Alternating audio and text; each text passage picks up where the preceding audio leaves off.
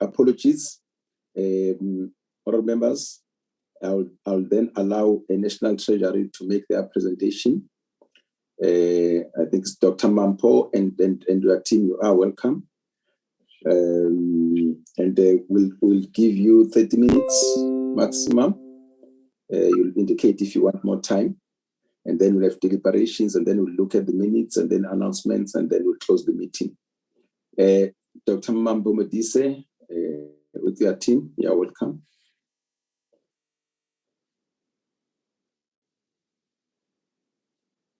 Mampo, are you there? Or anybody else from National Treasury? Yarin? Chairperson? Yes, sir. Yeah. Okay, I was asking, is Dr. Mampo on the platform? I don't see Dr. Mampo on the platform, Chairperson. No wonder who's. There are a number of I see Treasury officials.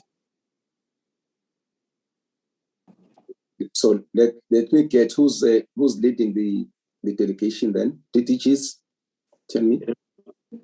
Mali Jeng is joining now, Chair. Mali Jeng. Okay. Good morning, Chair. This is Laura Seme, the acting CRO for National Treasury.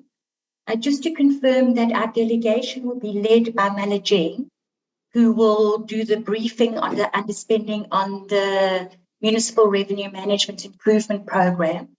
And then we will be shortly joined by Momo, the acting DG, who will lead the presentation on IFMS. He just has to start off in SCOF, and he will be moving across. Okay, that's fine. Thank you, Mary Jane. Are you there? Good morning. Good morning, Chair. Thank you very much. I got a bit confused, so I exited. I thought I was in a wrong meeting. Okay, no, sorry for because we understood that we have to brief the committee on the performance of the Municipal Revenue Management Improvement Program and FMS. Sorry. So we will take Chair. Sorry for that. You are right. Let's say it's a briefing on Municipal Revenue Management Improvement Program. Again, basically looking at what has happened around expenditure and everything as far as municipalities are concerned. Thank you. And then yes, thank you very much, Chair. Yes. So we are responding to that request, and my colleague Sadesh Ramrathan will present. He is the champion for this project. But what I want to say here is that what we are going to reflect here is the state of local government finances at the moment, health, which we see rising indebtedness and creditors, and that obviously has got an impact on service delivery. And okay. And what we also want to point is that this allocation is not a grant to municipalities. It is an allocation that is less than 200 million in a year. That is actually meant for us to use it to run some catalytic, initiative that would have an impact on municipal management of their revenue, because we have realized that the revenue management is one of the major issues that impact on the sustainability of our municipalities and therefore the state of their finances. So we are going to reflect what we have done and what are some of the reasons why we could not spend the whole allocation in the process. But I think what is important for us is to actually realize that a lot of challenges that local government is faced with, a lot of them have got to do with the governance and weak administration and weakness in the councils that actually have a lot of impact in their ability even to also absorb the support that we are actually giving. So that also in a way tend to limit the impact of the interventions, because it is the factors that impacting on what we do, but which we cannot do much about in terms of the way they present themselves. So Sadesh, if you can present and then we can take questions. Thank you. Chair, my hand is up. Honorable Hlangwini, please come in. Thank you very much, Chair. Chair, it's quite disappointing to cut that National Treasury have sent the presentations late. One was even sent this morning, one was sent last night. So it's quite disappointing to hear that fact, and researchers couldn't do the normal brief that they are doing for the committee. So as the custodians of the country's fiscus, it's quite disappointing for them to actually send a presentation late, and that won't and must never be tolerated ever again. Thank you, Chair, because they know long in advance about these meetings. Mary Jane, you hear that, and it doesn't give us enough chance to interrogate your presentation and our researchers before we come to the meeting. That you usually give up your things on time. I don't know what happened this time. Can we then attend to that so that it doesn't happen again? Thank you, Chair. We apologize for that. It won't happen again.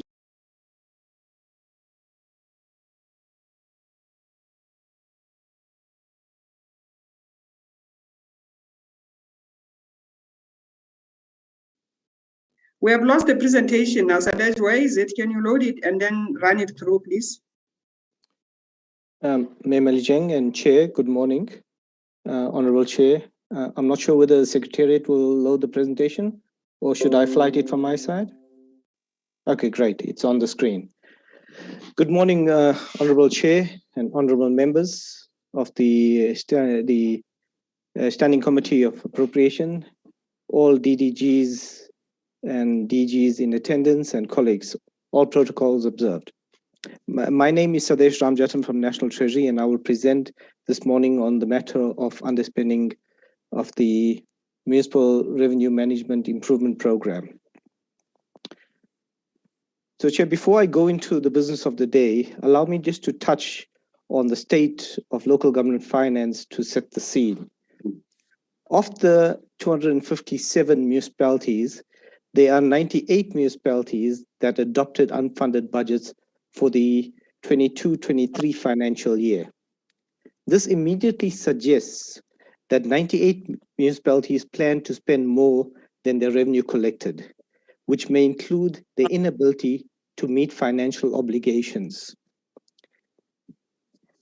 There is 175 municipalities identified as being in financial distress through assessing 13 indicators, and these are municipalities that may be on the brink of a crisis as per the State of Local Government Finances report. 219 municipalities that meet the section 138 and 140 triggers suggestive of financial problems and financial crisis with imminent service delivery failure. 151 municipalities that are deemed to be bankrupt and insolvent and are unable to pay creditors and third parties such as SARS and pension funds. Lastly, the group that will receive much attention is the 43 municipalities in crisis. Municipalities that are deemed to be beyond the Section 154 support and require corrective mode of intervention to rescue. National Treasury is driving this process in collaboration with the provinces. Next slide, please. So Q4 results re-emphasize this dismal state with municipalities owed 155 billion by their customers, and in turn owe creditors just under 90 billion, which includes Eskom and Waterboard's outstanding debt of almost 40 billion and 15 billion respectively. And the reference here is made to the dark blue blocks on the right-hand side of the screen. you would agree that, that these numbers don't paint a good picture for local government. Next slide. At the heart, sorry, I've lost the presentation.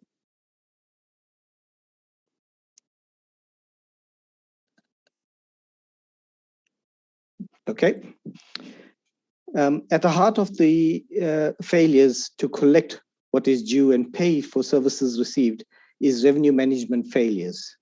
These failures cut across the entire revenue value chain, which involves political and administrative leadership to enforce proper implementation of policies and legislation and encourage the culture to pay for services consumed. This may be the single most important plight municipalities face, leading to the 255 billion outstanding debt alluded to earlier. The pandemic of non-payment unfortunately has filtered into the government department as well, that also neglect to pay for services consumed and pay municipalities respectively. This is perpetuated by the weak internal controls and lack of consequent management for non-implementation of revenue management processes. All of these points lead to the low revenue collection and the low revenue projections during the compilation of annual budgets, which in turn leads to an unfunded position during the adoption of the budget by councils. Lastly, municipalities cannot expect to generate revenue if the conduit to provide reliable services, which is the asset generating infrastructure, is not well maintained. This is a recipe for disaster. Next slide, please. Chair, as a result of these inefficiencies and challenges experienced by local government that gave birth to the Municipal Revenue Management Improvement Program. The objective of the program is very simple.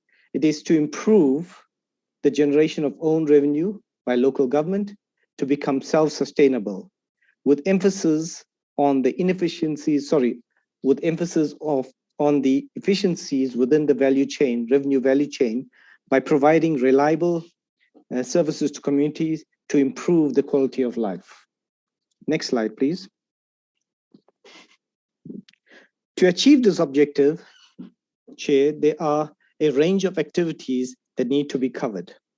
These activities include optimizing revenue sources available to municipalities to improve efficiency within the revenue value chain that encompasses completion of revenue ultimately. In achieving this, it requires coordination with different stakeholders, initiate research and development norms and standards, capacitate practitioners on best practices, and explore innovative and smart solutions to improve the revenue environment within the municipality. Next slide. The program unfortunately encountered some setbacks as a result of the underspending in the 21-22 financial year. Due to the COVID, monies had to be surrendered to aid the pandemic. There were also procurement delays in the program.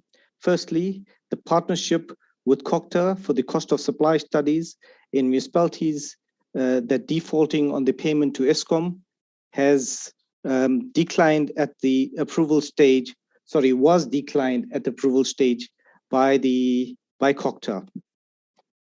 And this was just before appointing service providers to assist with the project. Secondly, there were delays in National Treasury's Chief Procurement Office, and the intended transversal for smart meters was subsequently delayed. The major part of the funding was for the smart meter solution in the 4 pilot sites. This had to be postponed until the transversal is finalized. However, we are glad to announce that this is now back on track. The next slide. Nevertheless, of the challenges associated with the project itself or the program itself, on the revenue management side, various other initiatives were concluded. To better understand the revenue base within the jurisdiction of municipalities, there was the socioeconomic profiles developed for 257 municipalities. Additionally, economic and viability studies were undertaken in the Northwest, Gauteng province, Eastern Cape, and the Northern Cape provinces, and the municipalities within the local municipalities within those provinces. This exercise informed us of the potential revenue that can be derived from the customer base for the municipality. That is converting the economic base into potential revenue for the municipality.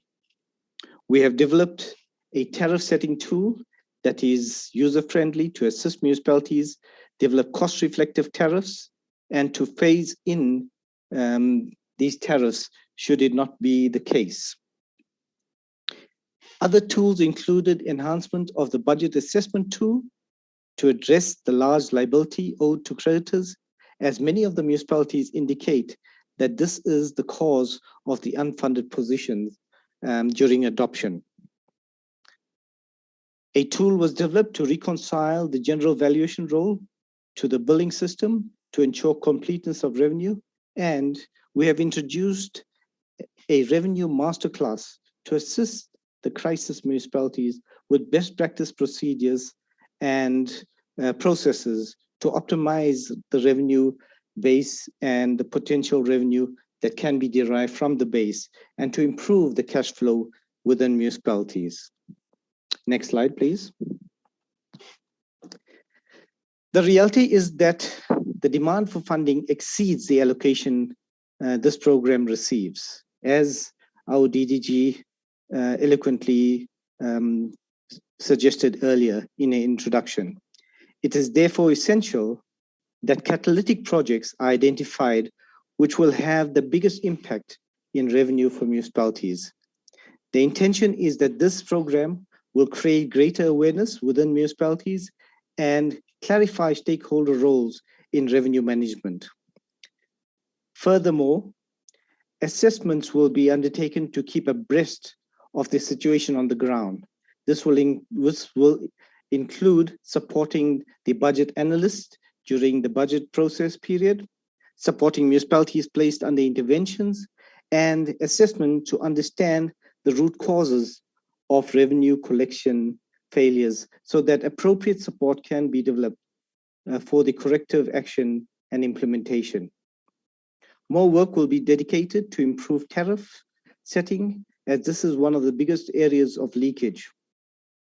To supplement this area of work, the cost of supply studies will be undertaken to inform cost-reflective tariffs, and the completion of the economic and financial viability studies in the remaining province, as this gives us a good understanding of the potential within those municipalities and the conversion of the revenue base to revenue into the municipalities. On the electricity side, and to address the outstanding debt issue, partnerships will be fostered to authenticate the bills from Eskom, as many municipalities are unable to verify the correctness of the bill received from Eskom, and to verify the fund replacement of meters in municipalities around the large power users in the 43 municipalities. And again here, we're looking at the 43 municipalities in crisis. Next slide.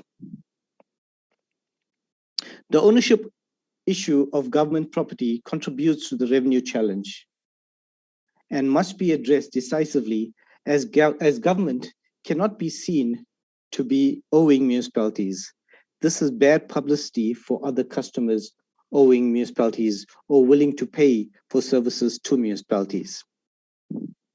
To improve customer information in municipalities, we're exploring the link to link the databases of Home Affairs and SASSA to that of the municipality customer base.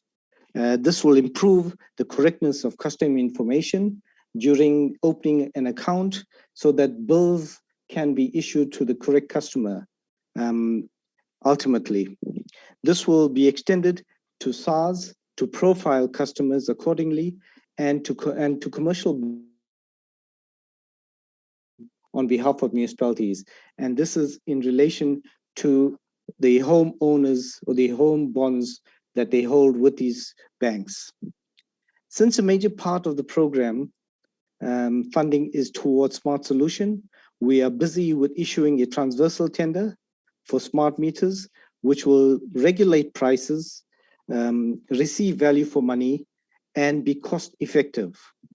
We are all aware that there's a number of cases reported on corrupt activities associated with smart meter procurement. And this transversal will eliminate such, and the added value will be on the quality assurance of the solution received. This process, Chair, will surely save municipalities on cost of going out on their own. Lastly, Chair, the transversal will assist the 4 pilot sites identified with a smart solution, and we're hoping that this will be very soon. Next slide. Chair, in conclusion, it is recommended that the Standing Committee on Appropriation notes the financial position of municipalities, notes the challenges associated with revenue management in municipalities, notes the setbacks in the program, notes the initiatives to date to improve the cash flows in municipalities, and notes the intent of the program in the near future. I thank you, Chair.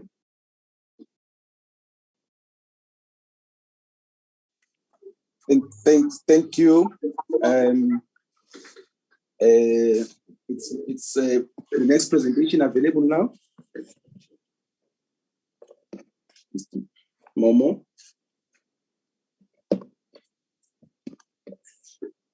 No wonder. I wonder if Momo is joined already, because maybe we can take discussions on this one. Okay, that's fine. They're quite different. Yeah. Okay, that's fine. Honourable members, you heard that the acting DG, Mr. Momo, is also attending another committee, so he'll be joining us after that. So perhaps let's get indications from the honourable members, those who would like to interact with the presentation. Honourable members, just you know how we do it.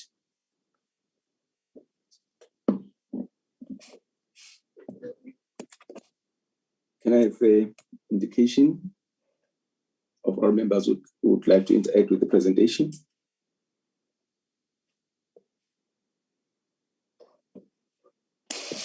Yeah, let me attempt, because this presentation was sent so late, so it sorry, and it really makes it difficult for us really to do our work and to engage with it, because it's sent so late, and it's quite important information that is being shared surrounding the municipalities.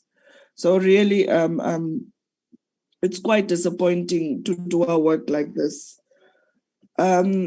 They presented that there are 151 municipalities that are bankrupt and insolvent. I would like to know from National Treasury, what are they doing in terms to assist those municipalities? Because if those municipalities are bankrupt and insolvent, which will mean that services is not going down to the poor. And the accountability environment within the municipalities is already so contaminated by corruption and fraud.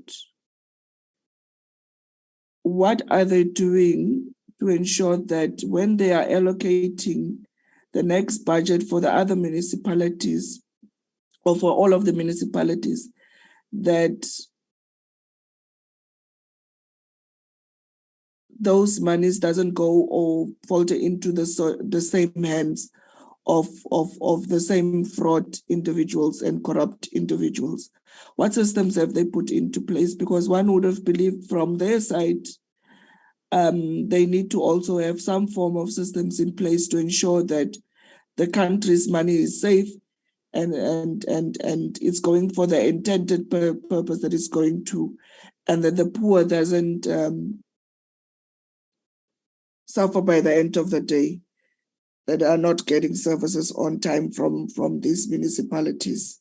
It's bad what is happening in Eastern Cape, sorry, in all other rural provinces with municipal budgets. And then I would also like to maybe get a breakdown of the 151 municipalities. Which areas do they fall into?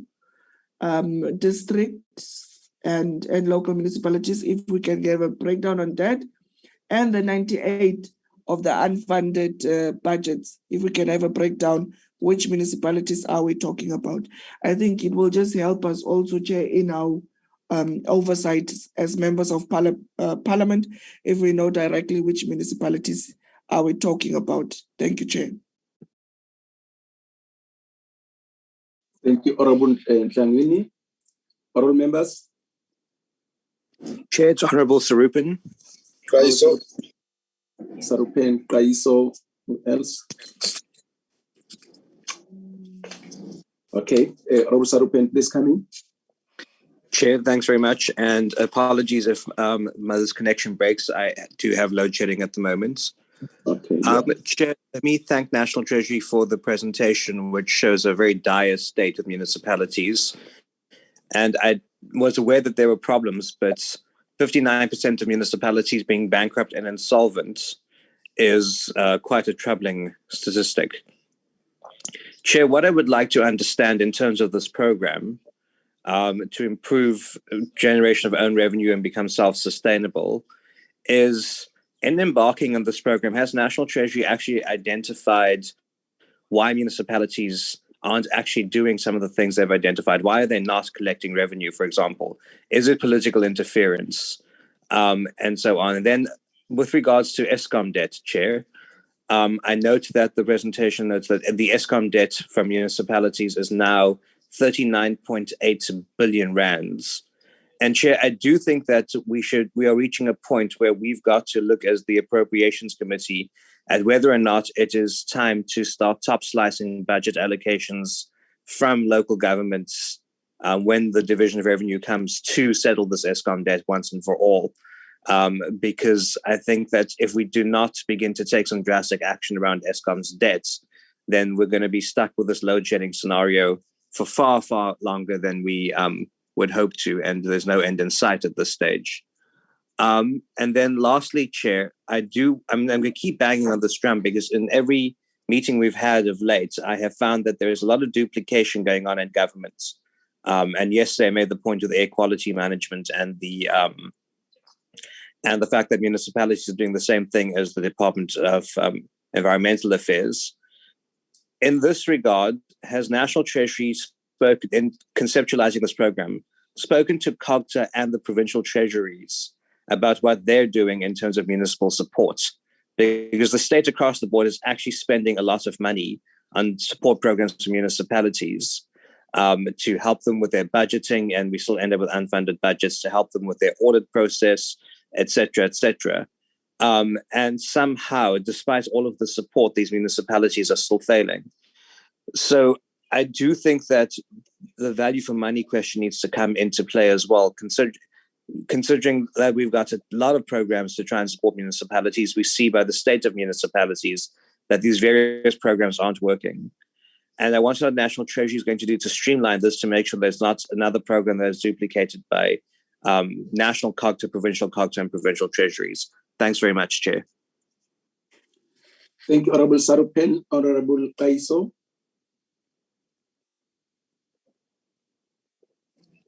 Yes, thank you very much, Honorable Chair. Just on a defiance campaign against the doctor. have decided just to come in here. Honorable Chair, let me also raise a serious concern around the aid, presentation that has been put before us. I don't really think that the Treasury was seriously take our very serious as a committee. On top of these problems that have been presented here now, one would imagine it was going to be very necessary that we apply our money very critically around challenges that our municipalities are facing. Chair, this is a very picture you receiving, financial viability of a number of municipalities across the country. Honorable Kaiso. Kaiso. Yes, Kaiso. We can hardly hear you. I don't know why. Your spot, just try to get a better spot. Just move around. They definitely won't be able to answer you because we can hardly hear you. Can you start again so that we... Can you hear me now, Chair? Yes, we can hear you. Okay. So I'm saying, Chair, I want to also express a serious concern around what presentation to analyze and be able to respond to the report that is being given to us this morning, because it is very, very important given the situation that a number of our municipalities, majority of them are facing the serious problem. The prudent that we receive is the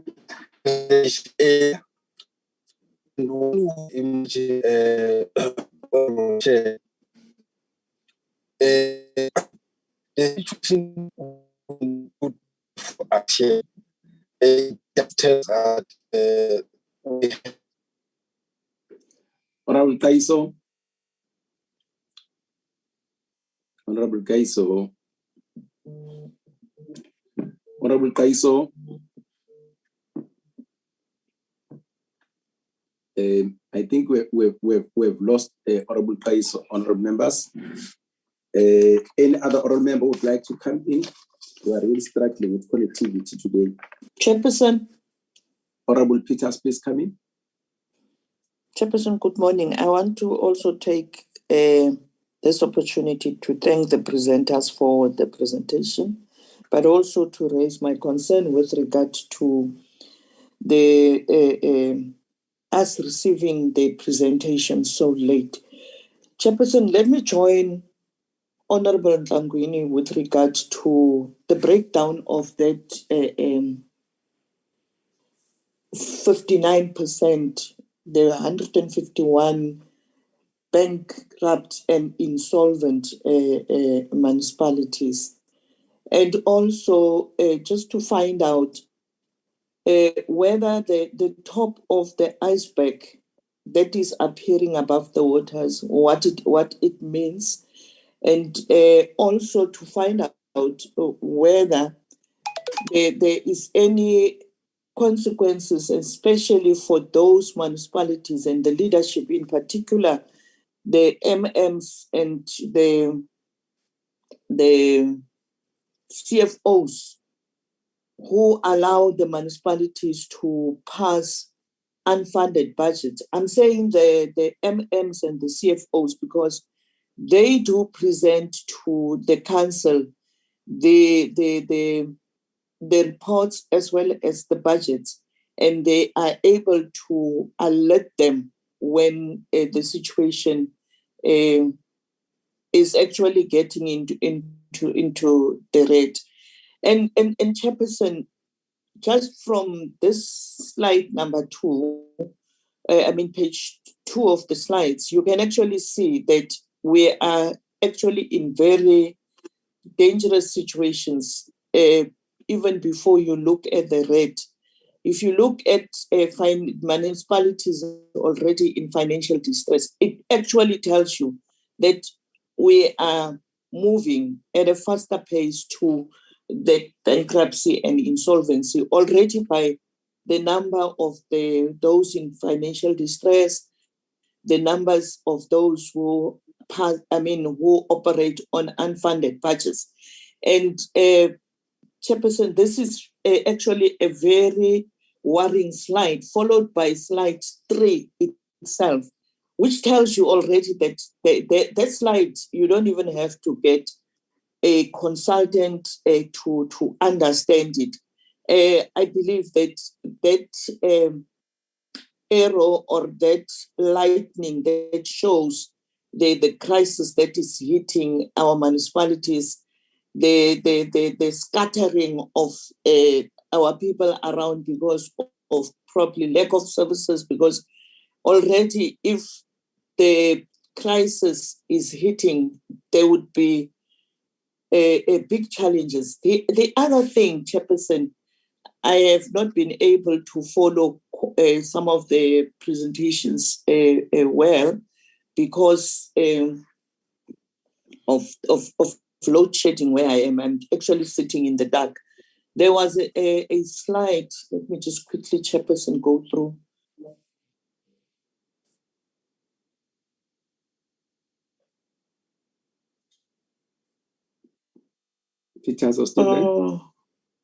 The slide that speaks to what have we achieved to date. They indicate that they have developed socioeconomic profiles. They have the studies, financial viability studies were done in local municipalities, in particular in those 4 provinces. I want to know when is because, I mean, if you do the 4 provinces, what about the remaining 5 provinces? And the issue of the tariff setting tool, I think it has been ages, since around the 2000s, that the issue of the billing system and has been raised with municipality. It was even during the time of President Mbeki. So I just want to know how long does it take National Treasury to help the municipalities to deal with the challenges in their billing system, and whether the studies that were done in that period during the program called Senzamanj, whether that billing system actually was tested and what was the results of that study, because I know that it was done. But also, Chairperson, what is National Treasury and the Department of COPTA doing to really, I would want to say, hold these municipalities by the hand? Because, you know, Chairperson, we just emerged from the local government elections. And by the time the results of the viability study that is being done is ready, it will be due for another elections. And probably elections for national and then elections for municipalities. So the consistency at a political level to do follow through with regard to this, I want to know what will be done, but also whether National Treasury is part of the team that would be at all times inducting the new leadership of municipality, especially the political leadership, because it is important that even before the mayors are inaugurated, they actually know the financial standing of their municipalities, so that they don't come in with preconceived ideas of what they are going to do and what they are going to do. Because if they know what the budget looks like, they wouldn't be coming with ideas on what they are going to do. Because the first thing that then happens in municipalities is the battle of the leadership through the mayor and the MMCs with the administration with regard to what needs to be done and how it must be done. So my concern is whether they come in with the necessary background information, understanding the financial situation of those municipalities, and is National Treasury part of that particular process? And Chair, thank you very much, but also a request that in future we be given the documents way ahead of time so that one can go through them. Thank you, Chair. Thank you, Honorable Peters. Honorable Sheikh Imam. Thank you, Chair. I'm on my way to the airport, so I'll put my video off, but I think you can confirm it is me. Thank you very much. Thank you very much for that presentation. One question for Treasurer. I know you have limited powers. What do you identify as the root cause of the problems in these local municipalities? Is it an issue of capacity? Is it an issue of cadre deployment? And what do you believe is the political appointees? Do they necessarily have the capacity to be able to ensure that you manage these local institutions satisfactorily? And the reason why I say that, I know of mayors that can't even read and write. And what impact that really have on these municipalities being able to become self-sufficient, particularly, and put measures in place to ensure that they improve revenue collection. I'll give you a good example. There are those that don't even know how to even read an integrated development plan. They have no financial management skills, and it's not a requirement to either be a mayor and things. And we have found often that with the qualifications that we have, with the current standard of quality of education in the country, the looking for graduates is not necessarily the solution anymore. So I'd like you to comment on that, number one. Number two, I'll give you a good example on billing system. Where I used to be a councillor at eThekwini, at one stage we had spent about 500 million rand. And I can tell you the billing system was nowhere near ready. Up to this very day, 8 years later, I can tell you, I've got for the last 8 months, my bill is saying estimated. You know, there's very little or nothing happening. I'll give you another example. One of the solutions in terms of meters is prepaid meters. If you go to eThekwini, you sometimes have to wait for 2 years or 3 years for a prepaid meter. Yet it is a way of getting your revenue paid timeously, and of course, as you alluded to, it cuts down on your costs. Now, the other problem I want to talk about is, have you ever monitored and established whether there is a problem, or how are you monitoring the fact that, and I know, Chair, I sound like a stuck record when it talks about value for money. My understanding is a lot of the money at local government election levels are not spent appropriately, where you get items that cost 10 rand and you're spending 20 rand, 50 rand for the same items. And that is because of the interference of politicians and political parties. Did you find that as a problem in terms of, and I know that you were supposed to ensure some standardizing of prices and things like that. What do you believe is the cause of us not getting value for money at a local level? Or what is the obstacle in ensuring that we get value for money, which will result in you having more funds available to deliver services to our people on the ground? Now, I know my colleagues have spoken about consequence management. Consequence management is not within your mandate. It's not within the mandate of the Auditor General. But the responsibility, in my understanding, is us as politicians, because we are supposed to hold these officials and things accountable, but we can't if we are the ones that are putting them in these positions. What would your suggestion be, given the fact that you find we have a capacity problem? There is very little or no consequence management. Would you agree with me if I say that one of the solutions is allow independent panels having nothing to do with politicians to employ people at levels of officials and things? Thank you for the, I'll end the question. Thank you, Honorable Sheikh. Can I just check from the honorable members? Anybody else would like to come in? Honorable members are just struggling with connectivity. But let me just check with the honorable members who have spoken. Honorable Sarupen, do you have something to add? No, Chair, I'm covered. Thank you very much. Okay. Honorable Kaiso, are you back by any chance? Okay. Honorable Tlangwini, anything to add? Chair, just a point of interest. We didn't get where's the leadership of National Treasury properly as well. So just that, because yesterday we were flogged by a whole nice delegation in the Department of Forestry and Fishery, and then today there's just no leadership. We didn't get where they are. So if we can also just get where's the leadership of National Treasury. Yeah, thank you, Honorable Tlangwini. The acting DG, I was told, is coming. Is at well, it was reported here. Is in another committee, but the political leadership.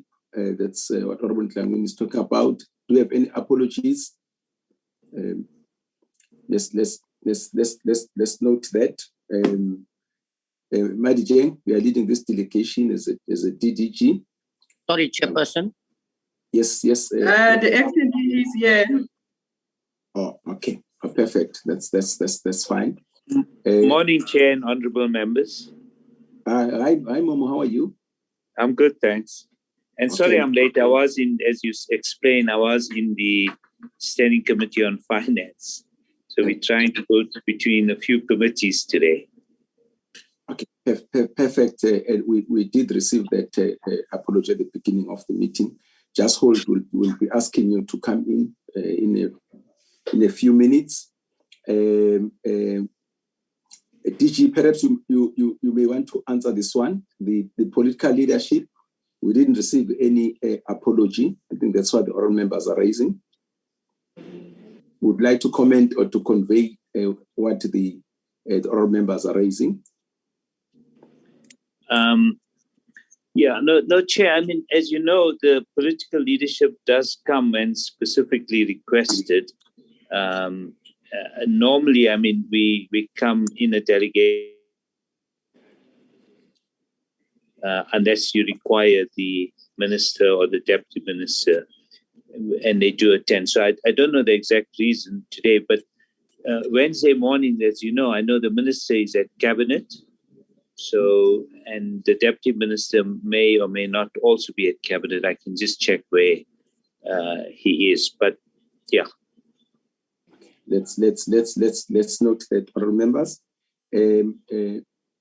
Honorable Sheikh Imam, you wanted to say something. Sorry, Chair. I just thought of this. Can Treasury tell us what is the latest, if you remember, Chairperson, on the integrated financial management system at Treasury? We had a massive problem with millions of rands were even paid to people who did not even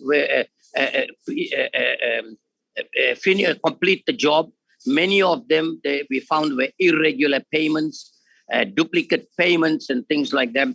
Could they tell us exactly what has happened to that investigation? Has there been any consequences? What is the latest in terms of that integrated financial management system at National Treasury? We've raised this before. We haven't received any answer. And if National Treasury, in my understanding, Chairperson, themselves are found wanting, then of course, and you are the custodians of the funds, how are you going to expect local authorities to be able to do better than that? Thank you. Honorable Sheikh, Imam, I just let you finish because I didn't want to interrupt you. It's a proverbial putting the cart before the horse. I did say at the beginning that the acting DG, Mr. Momo, will be making a presentation around that, and then we'll have an opportunity to also interact with the presentation. Just hold on to your question, eh? Agreed? Okay. Thank you. Let me just say, okay. Honorable Kaisa, are you back? Yes, Chair. Just one. Yeah, we is one question. Oh, okay. Yeah, Chair. Yeah, I think some of the issues here would have appreciated that there's a response from the political leadership. So my one other question is to find out from the Treasury, because a number of municipalities have been unable to pay the salaries or wages of workers. So I just want to understand to what an extent has this case happened across all the municipalities, and what remedial action that perhaps the Treasury has advised on to work on, because you would remember, if there's any non-payment of salaries of workers, you obviously looking for something that is, of a disruptive nature, at the production level. So I just want to know to what an extent do you have a breakdown of all these municipalities, and what remedial action have you advised or to work on? Because it's obvious. Those that are bankrupt are not going to see any day where they're going to be able to pay the workers. And that now you would expect a chaos in that particular situation. So I just want to know, has the Treasury put up some measures to intervene, timeously in that situation, across the provinces? Because you can imagine a one province local municipalities being run down to non-functionality in as far as finances are concerned. You are looking for more troubles there. So what measures have been made to assist in that particular situation? I don't think necessarily the issue of cadre deployment comes in because it's an issue of a policy matter of an organization. But rather, there are particular reasons which are there on daily basis, which are encountered, which we are unable to, that we are unable to get them quite clearly because of now we couldn't even read more into this report because of its late presentation nature. You see, it brings us a problem to ourselves. But I want to believe, Honorable Chair, at some stage we definitely have to find a way that we read this presentation and also get a chance either to, in the absence of sufficient response, we are able to reconvene, because it's very critical, the issue of local municipalities, because that is a central of where the constitution of the the country stresses and that the government shall be that of the people, so where they have a voice. So now in this situation, that area is going to be tempered with there's no sufficient intervention, because the people are at the central of good governance. So in the absence of or in the presence of these challenges, then we are bordering on an amber line. Thank you very much, Chair. Thank you. Let's all mute honorable members and everybody who's on the platform except for the speaker. Yeah. Let me just add to my questions and Madam Adijang, welcome the presentation from you and Sadesh. Thank you very much. A few questions from my side. Well, let me start by making this comment. I hear a National Treasury saying that they couldn't go out with the transversal contract because of issues at the Office of the Chief Procurement Office. So, and we are saying definitely that should be attended to. because as National Treasury, we cannot be seen to be contributing to a lack of expenditure and improvement of services at whatever level, let alone at local government level.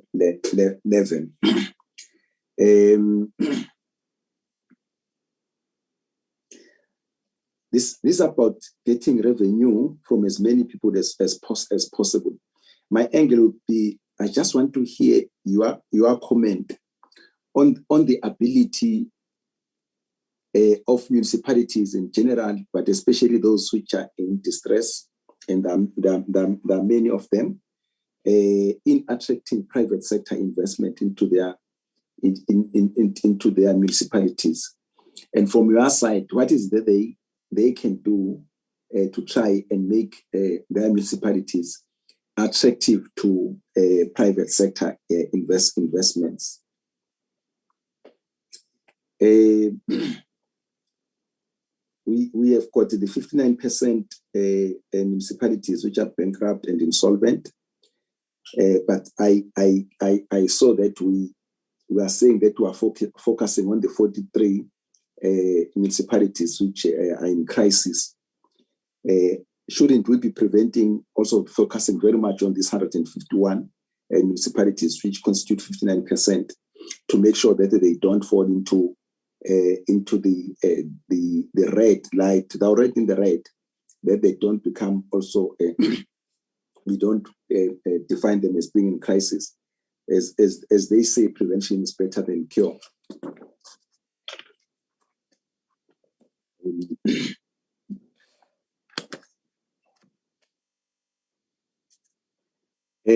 When it comes to revenue management,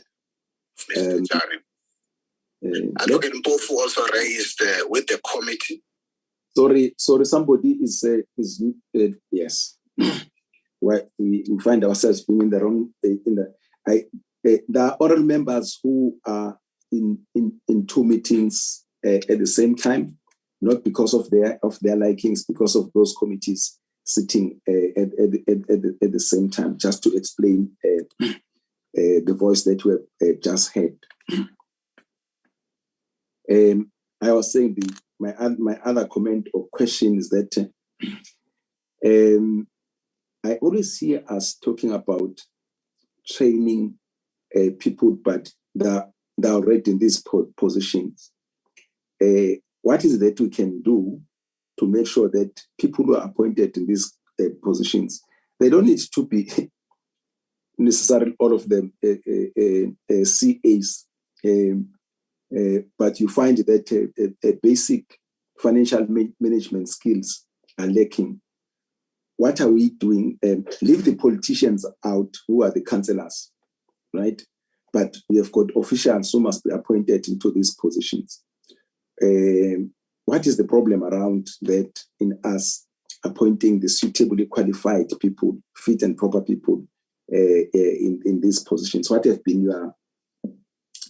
your experience, and from where you are seated, what can we do to improve that and make sure that everybody who appoints, make sure that people who are appointed in these positions are fit and proper, because that's good for the council first and foremost.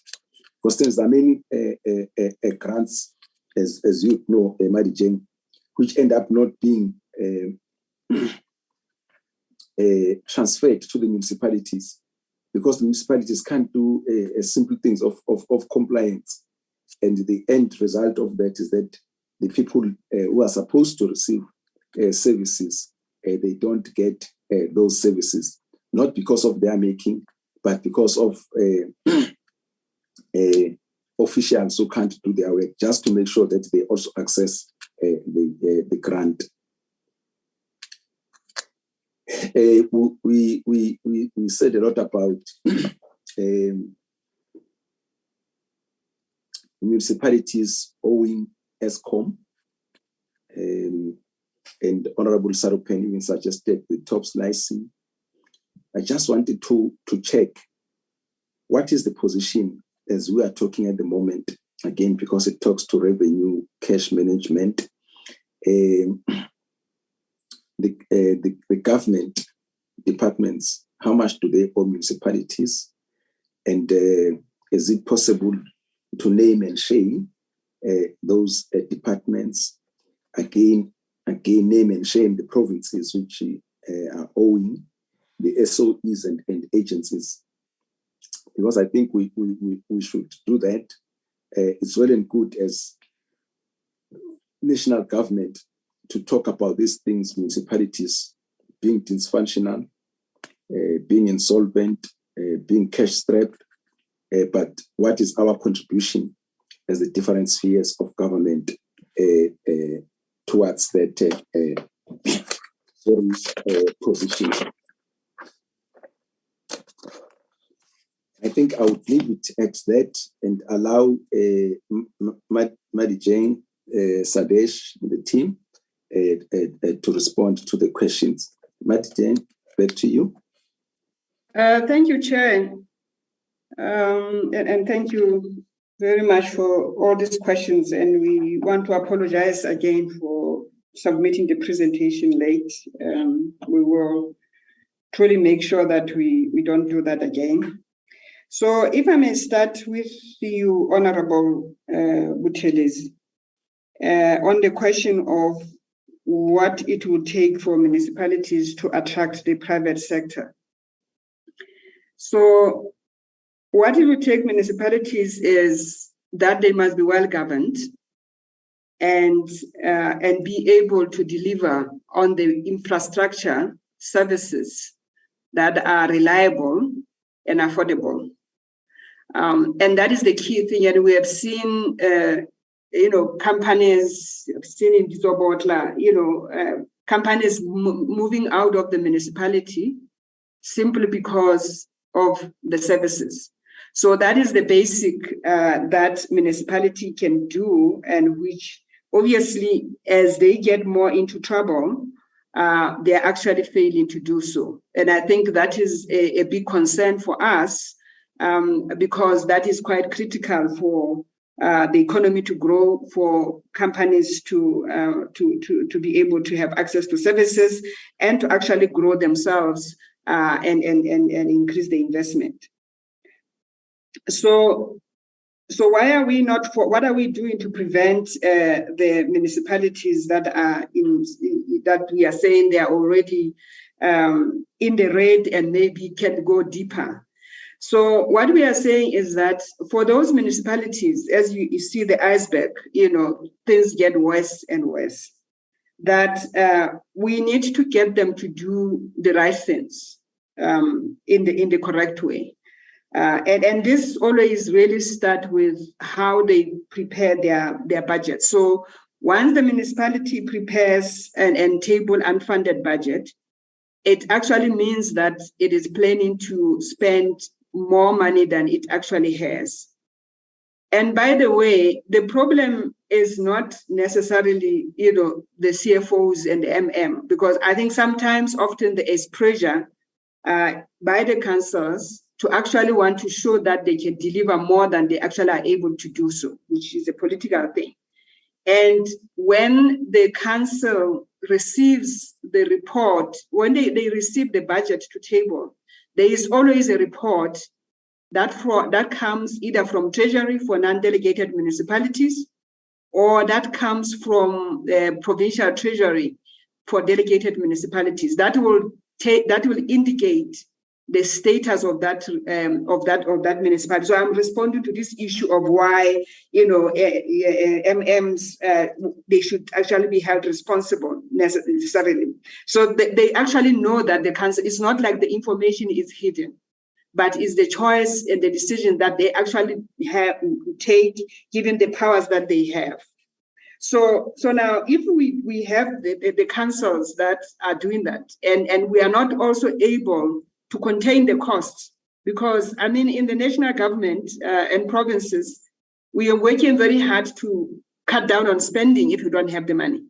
But in the local government, it's almost like it is their right to actually spend the money that they don't have at all times.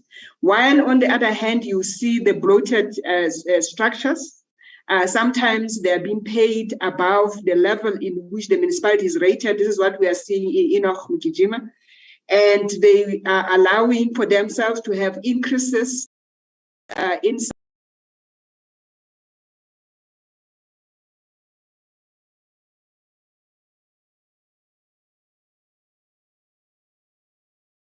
a lot of mismanagement just when it comes to personnel. And I think that is the major issue, that we are paying a lot for personnel in terms of the wage bill, but we're actually not paying for the right kind of skills. Why? Because the councils have got lots of powers. And I think for me, when we talk about what is the root cause of the problem, the root cause, it comes from the fact that the structure and the system of local government has bestowed huge amounts of powers on the councils that are meant to be very close to the people, to be able to have the objective of actually taking decisions over the administration that will best serve the people that have appointed them. So they've got powers. They've got powers to decide who they appoint and to populate the administration. And what we are finding in municipalities is that each time they come with their own teams. And then you have got the system just getting more and more bloated with huge amount of salaries that municipalities can actually pay. And the reason why they were allowed to pay the salaries that they could pay is because they are meant to run the council like a business. That the municipality, you sell the services, you collect the revenue, and then you do that. Now, what is very clear now is that because they don't do that, they can't afford the structure of the costs that actually have been allowed to actually be in place. And the root cause for me is the proximity. The councils, they are not doing what they're supposed to do.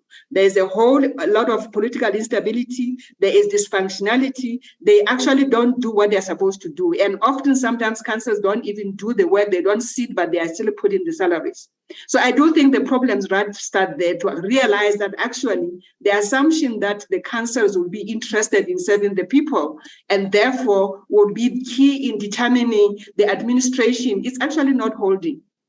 So we need to be able to say, how do we then professionalize this administration so that you de-link the administration from actually the influence of the council and the decisions in charge of it. Right now, we can't even appoint a municipal manager in some of these municipalities, simply because council has got to constitute the panel, they've got to decide who, and then they're already wanting their own person. So it's not about that we are going to appoint somebody who is competent and who can run the municipality like a business. So I think for me that the root cause is there, and as long as we have that, it doesn't really matter. The coalition politics have even made things more worse, because you have got a coalition of people that perhaps all of them care for themselves and not care for the people. Hence, they will be fighting amongst themselves and then not caring whether the services are happening and not taking the decisions that are supposed to help the municipality to deliver the services. So I think for me, that's the two, the council powers and also professionalizing the administration. So that's what we are beginning to see. Without that,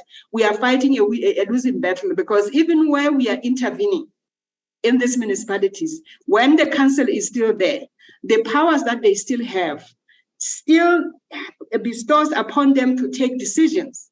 And sometimes they don't even take those decisions. There's delays and things are not happening in the speed with which they should be.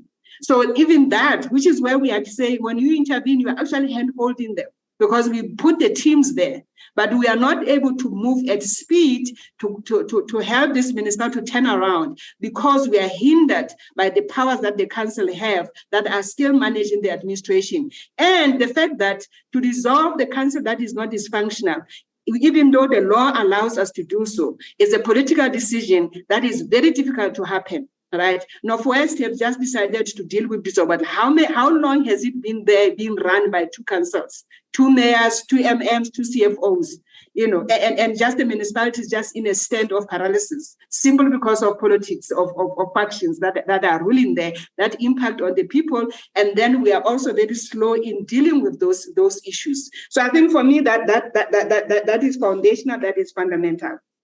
So on the issue of debt, Chairperson? Just as you finish, you deal with that one. Please just tell me the legal status of adopting unfunded budget. Is it not illegal? That's one, or what should be done about it, because it looks like it's evident everywhere. Continue, please. Yes. So unfunded budget is illegal. So it becomes illegal because Section 18 of the MFMA demands that the budget must be funded. So that is why we assess it and we advise the council, and the council should not be taking unfunded budget.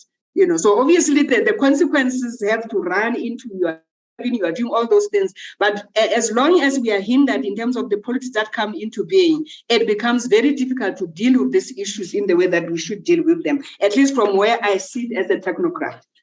So, so in terms of ESCOM, the debt that owes, so I think we must also realize that the municipalities are not only owing ESCOM, and obviously ESCOM is an issue. But when you look at that slide number 3, in the water board, some of them are going out of business because of the debt that municipalities are owing, and the solution to say, can you top slice?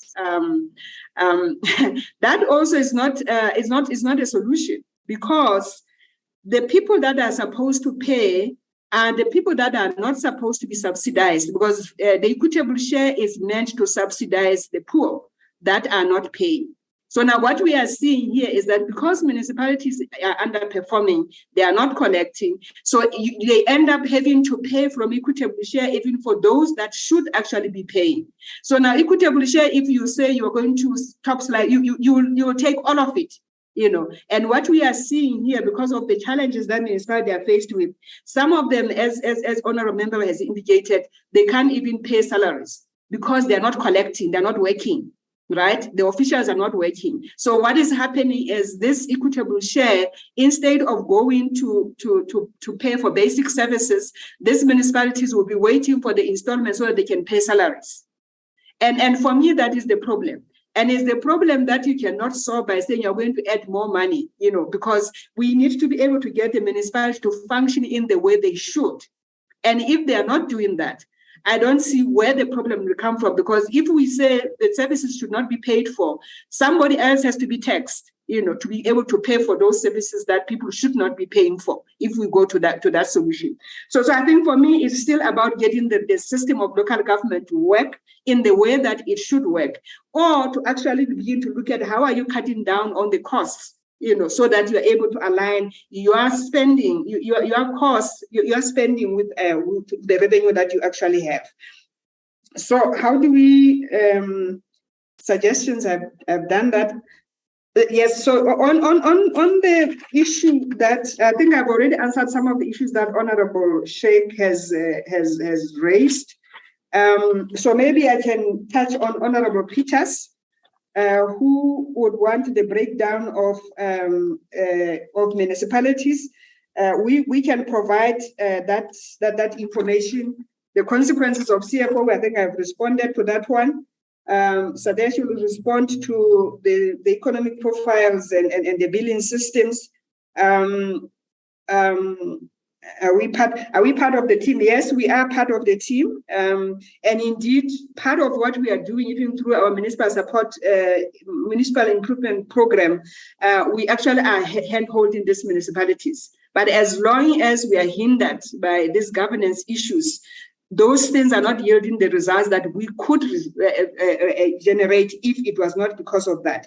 And we are part of the teams that inducted these municipalities. And in fact, this year, we developed a very specific, beyond the induction course that is done in collaboration with SALGA, that covers everything that the municipality has to do, has to deal with in terms of the legislation that govern municipalities, from Systems Act, Structures Act, MFMA, and all that. We also designed a course to induct the municipalities that are in crisis, the 43. That then explains to them where they are, and the challenge that they are faced with, what they need to do, and what intervention would help them to do. But what is also their responsibility to make sure that the municipalities actually recovers, even though they were not part of the problem that caused the municipality, that it is their responsibility. So we've been rolling out that induction, which I think was found to be quite helpful in actually making it very clear to them what the issues are that they are faced with. Are we coordinating with COCTA? So this is Honorable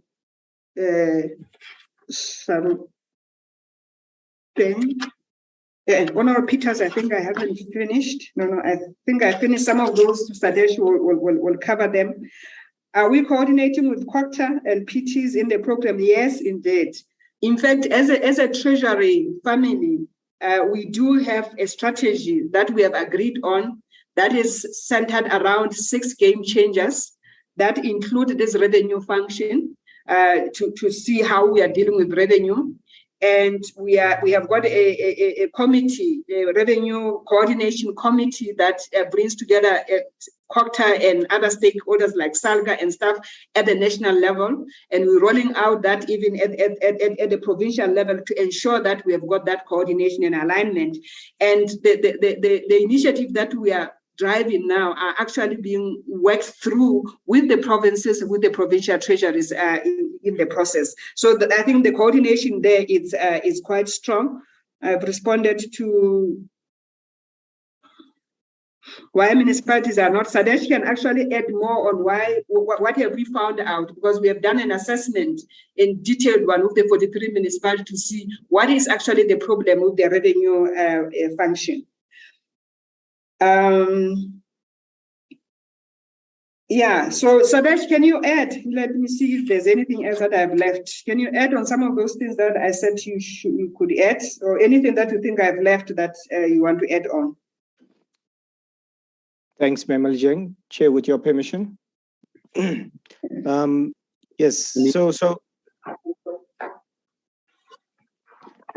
thanks. So on the viability studies, the economic and financial viability studies, yes, we had undertaken the studies in 4 provinces, in the local municipalities in those 4 provinces. But those studies were static at a certain point in time. So what we intend doing now for the remaining provinces, the 5, is that we want to develop a tool that can be updated on a regular basis to assist municipalities during understanding the economic base and converting that economic base into potential revenue for municipalities. So that is part of the intended program going forward. I have touched on it on slide number 9, just to contextualize that. On the billing system, Chair, we need to also contextualize, is it the billing system that's problematic, or is it the processes leading or feeding the billing system that's causing the problem? And in our experience, it is all of the processes leading to the billing system. And here we're talking about, as an example, the correct meter reading, the correct capturing of customer information into the billing system, the verification of the general valuation roll to the billing system, where we found that many properties that are on the valuation roll are not on the billing system. So it's not the billing system per se, it is some of the processes leading to the billing system that are problematic in the space. So I think the billing system is just a conduit, it's just a tool, but the processes around that need to be strengthened to improve revenue collection.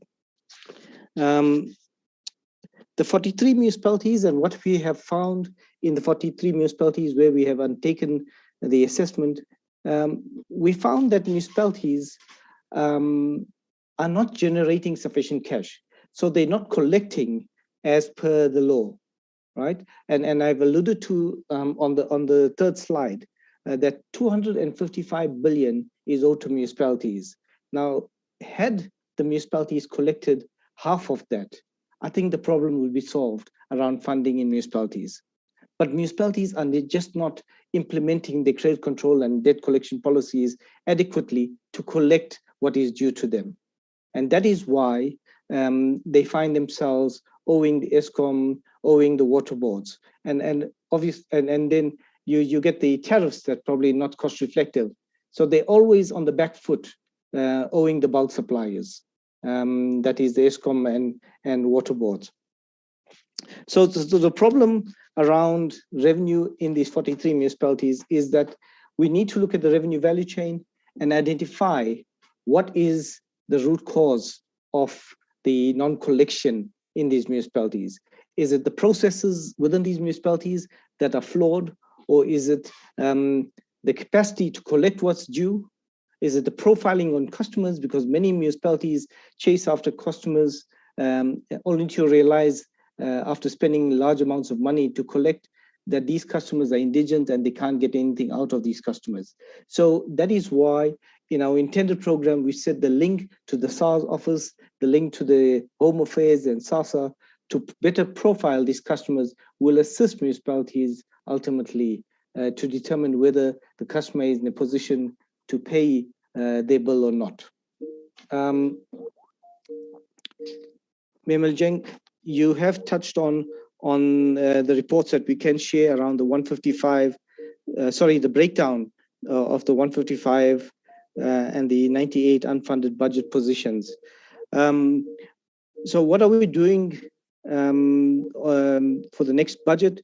Now, we have institutionalized, and I think Memel Jeng has also touched on this, we have institutionalized the benchmark process, the mid-year process. We've got an adequate early warning system in place that's not consulted on timeously to determine whether the municipality is in crisis or not. We've got the revenue initiatives that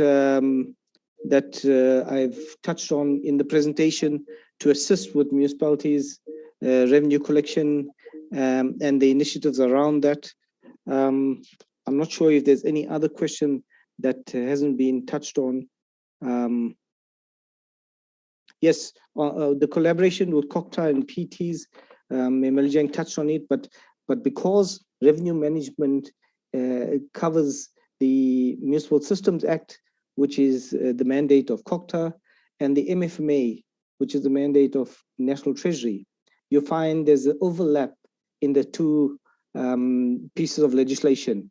And we always work together to try and resolve some of the issues in municipalities, to the point that we have decided that when we go into a municipality, we don't go as a department, we go as government, National Treasury, SALGA, COCTA, so that we don't confuse the municipality ultimately on some of the initiatives and support we want to provide to these municipalities.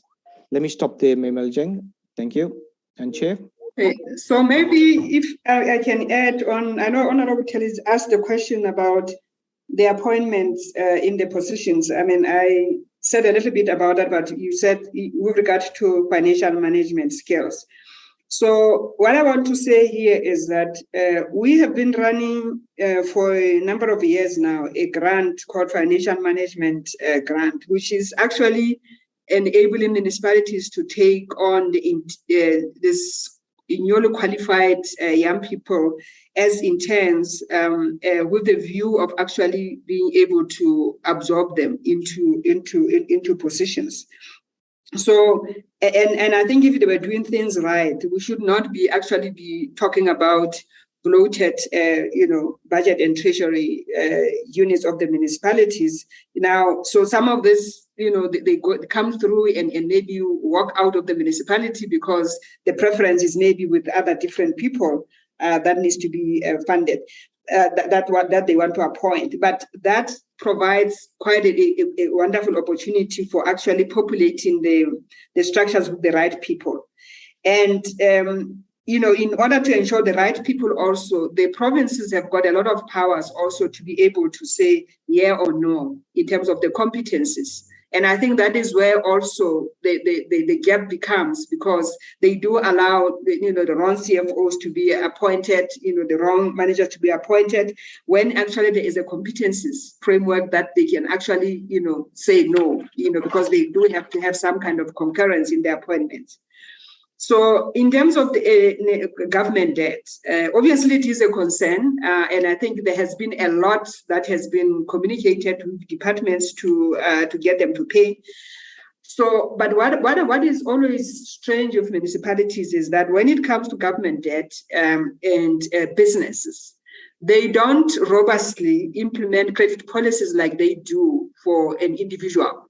Because in my view, we're all consumers. Whether I'm an individual, they will come and switch off, So we have been saying it's going to be very difficult for us to be debt collectors, to get government to pay each other.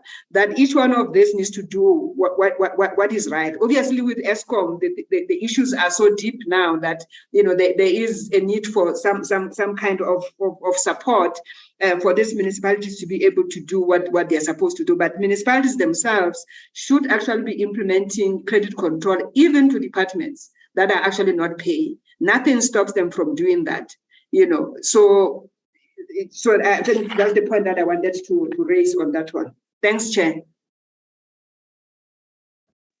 Thank you very much, Mary Jane and Sadesh. I think, as you can see, this is a very difficult area for all of us. And if it doesn't work, the whole government doesn't work, because there's no place called province or national. All of us reside in municipalities and localities. But thank you very much for the. We hope there's going to be improvement in the expenditure, because you remember, Madijeng, what started this is that we wanted to follow up on the underspending, mainly for municipal revenue management improvement program. So let's attempt to do that, so that we are not part of the equation of making municipalities not to work. But thank you very much. Mr. Chair, may I come in? I wanted to just make a comment or two. Okay, please do that. I think, certainly having been responsible for revenue and with SARS, I think also how municipalities collect their funds, the question of billing, I think, we should consider maybe learning lessons from SARS and other mechanisms. But the other thing is, for some reason, we also leave out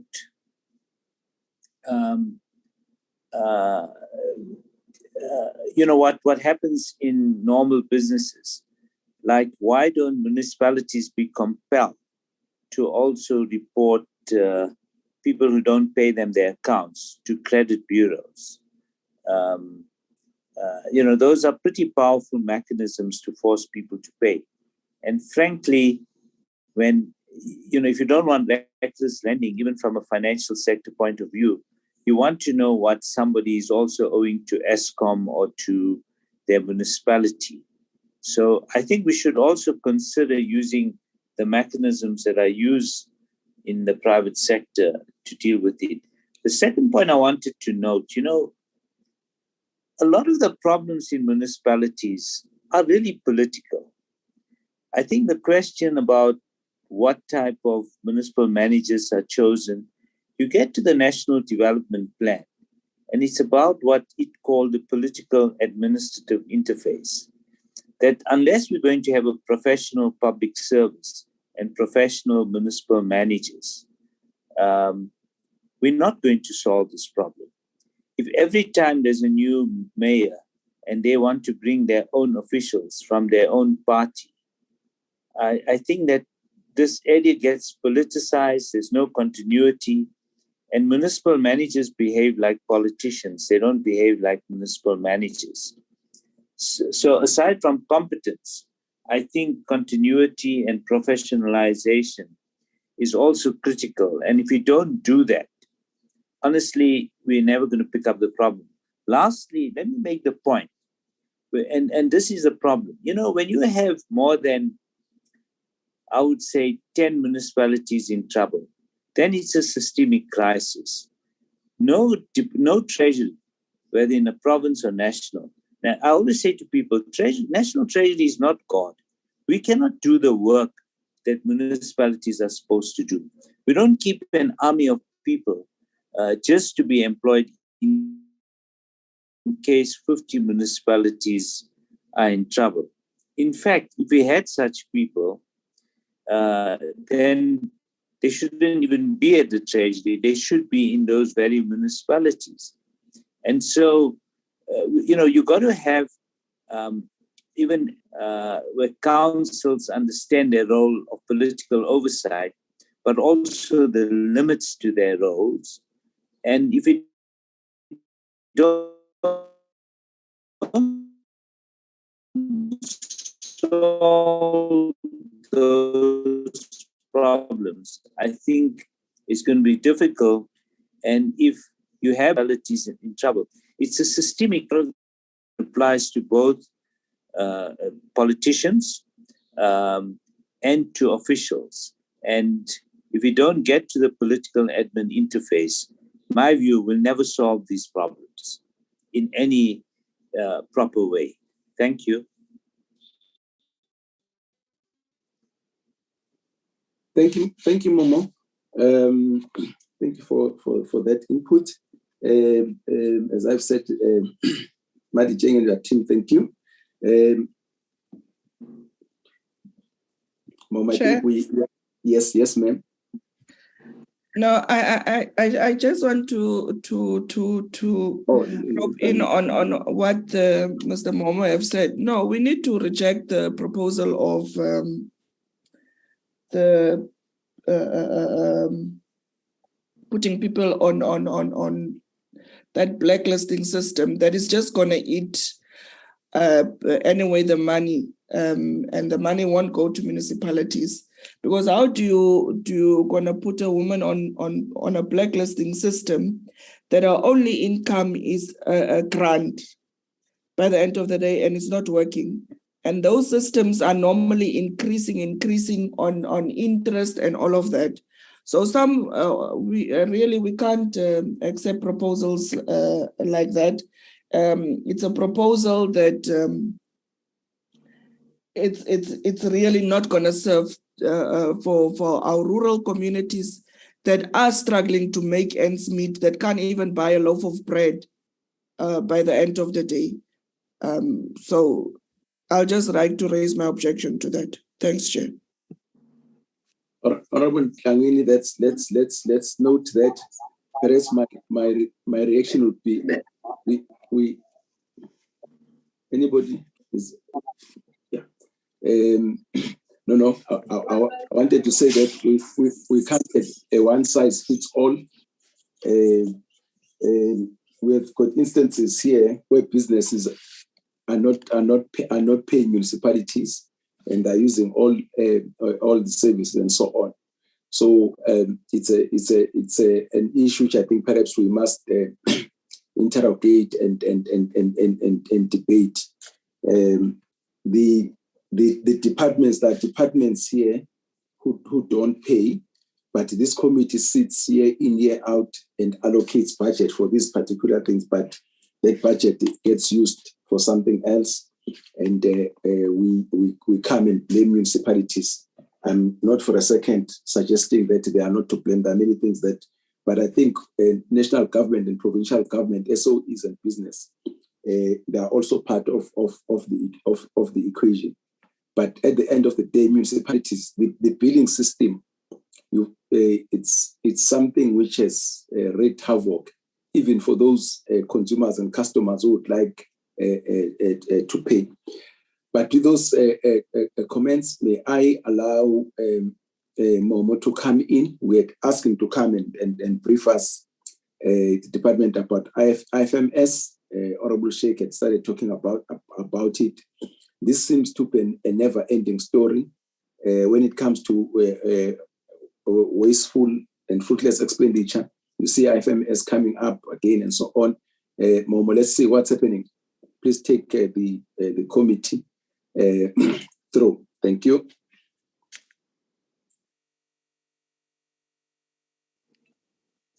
Thank you, Chair. And thank you for the opportunity to talk on IFMS. It's something that I think I really welcome, because if there's anything anywhere that has impacted on the reputation of the National Treasury, it's the IFMS system. And let me say for the record, Chair, I've never really been involved with the IFMS. So I've taken a lot of time to find out about the IFMS system. And let me start by saying that, you know, the IFMS system is something that is absolutely necessary for government. And the primary objective is to modernize and automate the financial management systems in order to support the implementation and requirements of the PFMA. At the moment, it's for national and provincial governments. But if you don't have such a system, there is no way you can modernize procurement. There is no way you can modernize your leave system, allow the basic education department to know which teachers are present or absent. And the systems we have, Purcell and BAS, when even I joined the Treasury, and I should add, I have clocked the magic age of 65. I joined in 1995, post-apartheid, just to be clear, that when we came into government, there was Purcell and BAS.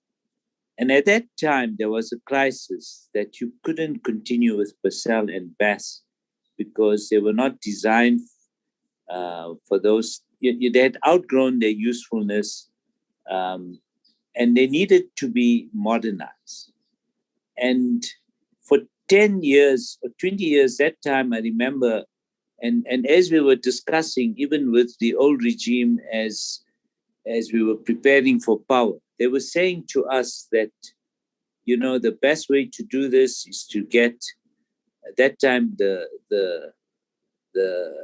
fashion was go to India. They're very good in software development, or sorry, not software, in computer programming, and you get a custom-made system. And actually for 20 years, from 1994 and even before, right up to 2014, that's what we were trying to do. And then we gave up. We realized this thing is too complex. And we made the good and bold decision that we should buy what's called a customer off-the-shelf system. And this was taken to cabinet. And in my view, there was a proper process done to award the contract by the end of 2016. I should add that Purcell and BAS are still with us today because of the problems we faced. And I will say it was the launch by the Guptas of an attack in terms of state capture on the Treasury in May 2017, when they leaked and selectively leaked, by the way, an internal audit unit report. Okay, and basically, if you take Purcell, it uses, I understand, a language called natural, which you wouldn't hear of today. You don't find people who practice on natural, on cobalt, on BAS. So even when we keep the systems today, we have to get people who have to learn that language to be able to continue with it. So it's not like there's a ready supply of service providers to continue with Purcell and BAS. So really, we can't go back and say, leave out IFMS and let's have Purcell and BAS. It just doesn't It's just not possible.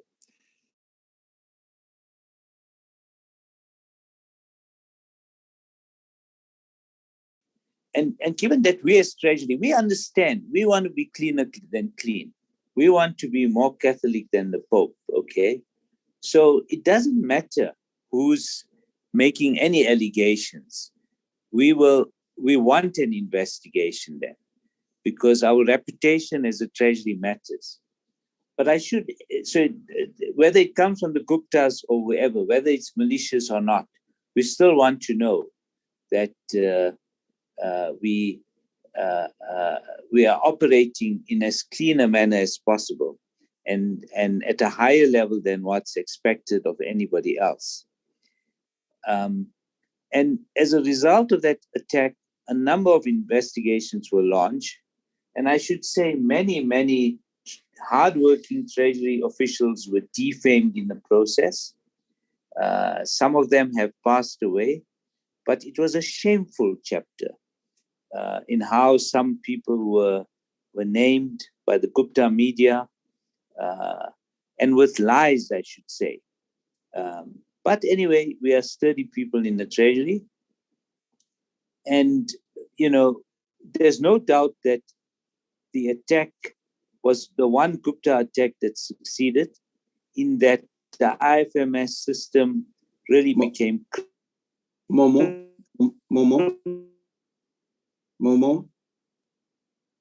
Hello? Can you hear me? Momo? Yes. Momo?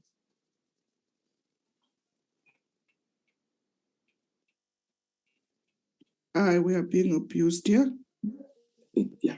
Is it me, or Momo has just disappeared? Yes. Momo, can you hear me? Yes, please, Chair. Please switch off your video. That's one. Yes, can you hear me? Can hear you. Yeah.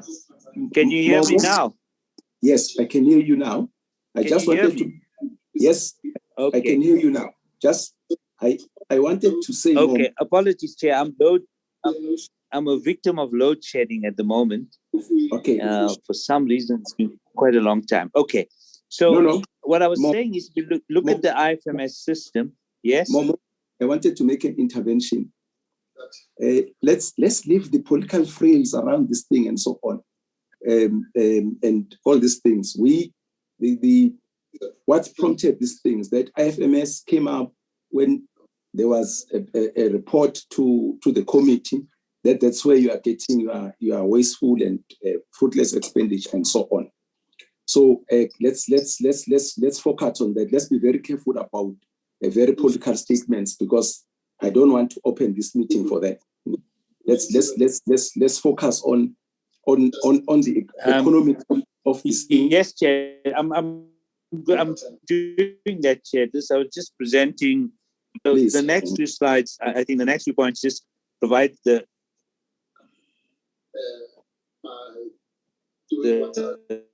context. And honorable members, can you please, and everyone else, on implement, because they are quite linked. If I may continue, Chair. Chair, can you hear me? Yes, continue. Yes. Okay. So basically, look, the Treasury has been undergoing several investigations. Firstly, from we had forensic investigations. The Hawks, the SIU are currently conducting their own investigation, the Public Protector, and we were called up by the State Capture Commission, and Treasury filed affidavits on all of those. We were a bit disappointed that the State Capture Commission did not really, they made no comment on IFMS, despite taking this. So let me say, to this date, the Treasury has not heard any evidence been pointed that anything was done inappropriately, any money was spent. I heard, I think, was it Honorable Imam earlier saying that there were duplicate payments and so on. We have not had any such evidence. And yes, the forensic investigations did reveal a few minor lapses, and there's been appropriate disciplinary warning letters issued, but we've not been provided with any evidence of any mismanagement or theft or anything inappropriate. Some of the investigations are still continuing. I think our only sort of issue is that these investigations are taking a long time, and we'll wait and see whether they reveal anything.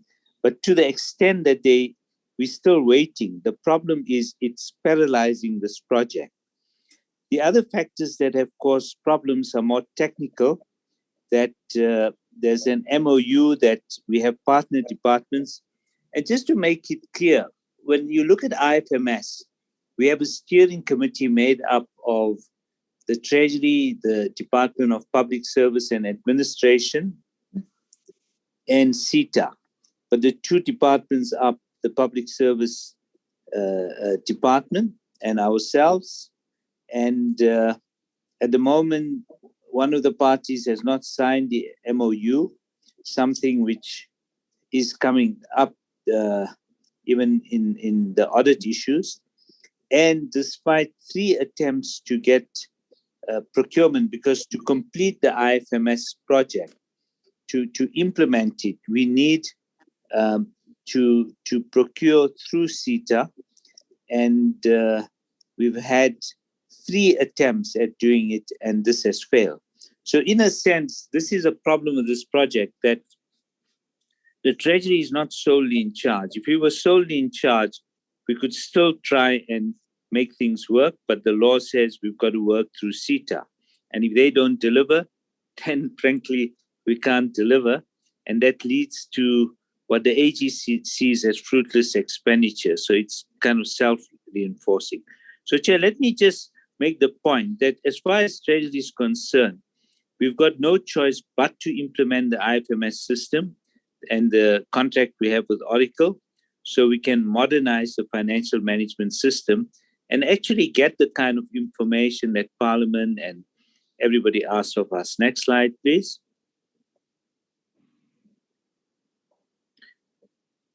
So if you look at the next slide, Chair, we also want to point out, just on the matter of fruitless expenditure, that we've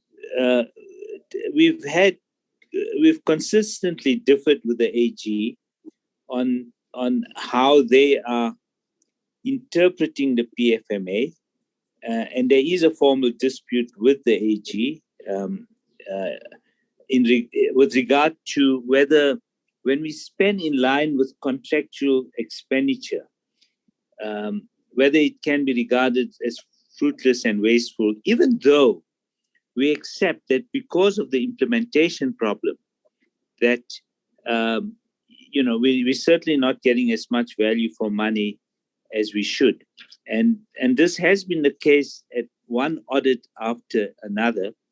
And it appears that no matter what we do, if we continue on the contract, it keeps on being regarded as fruitless, no matter what we do.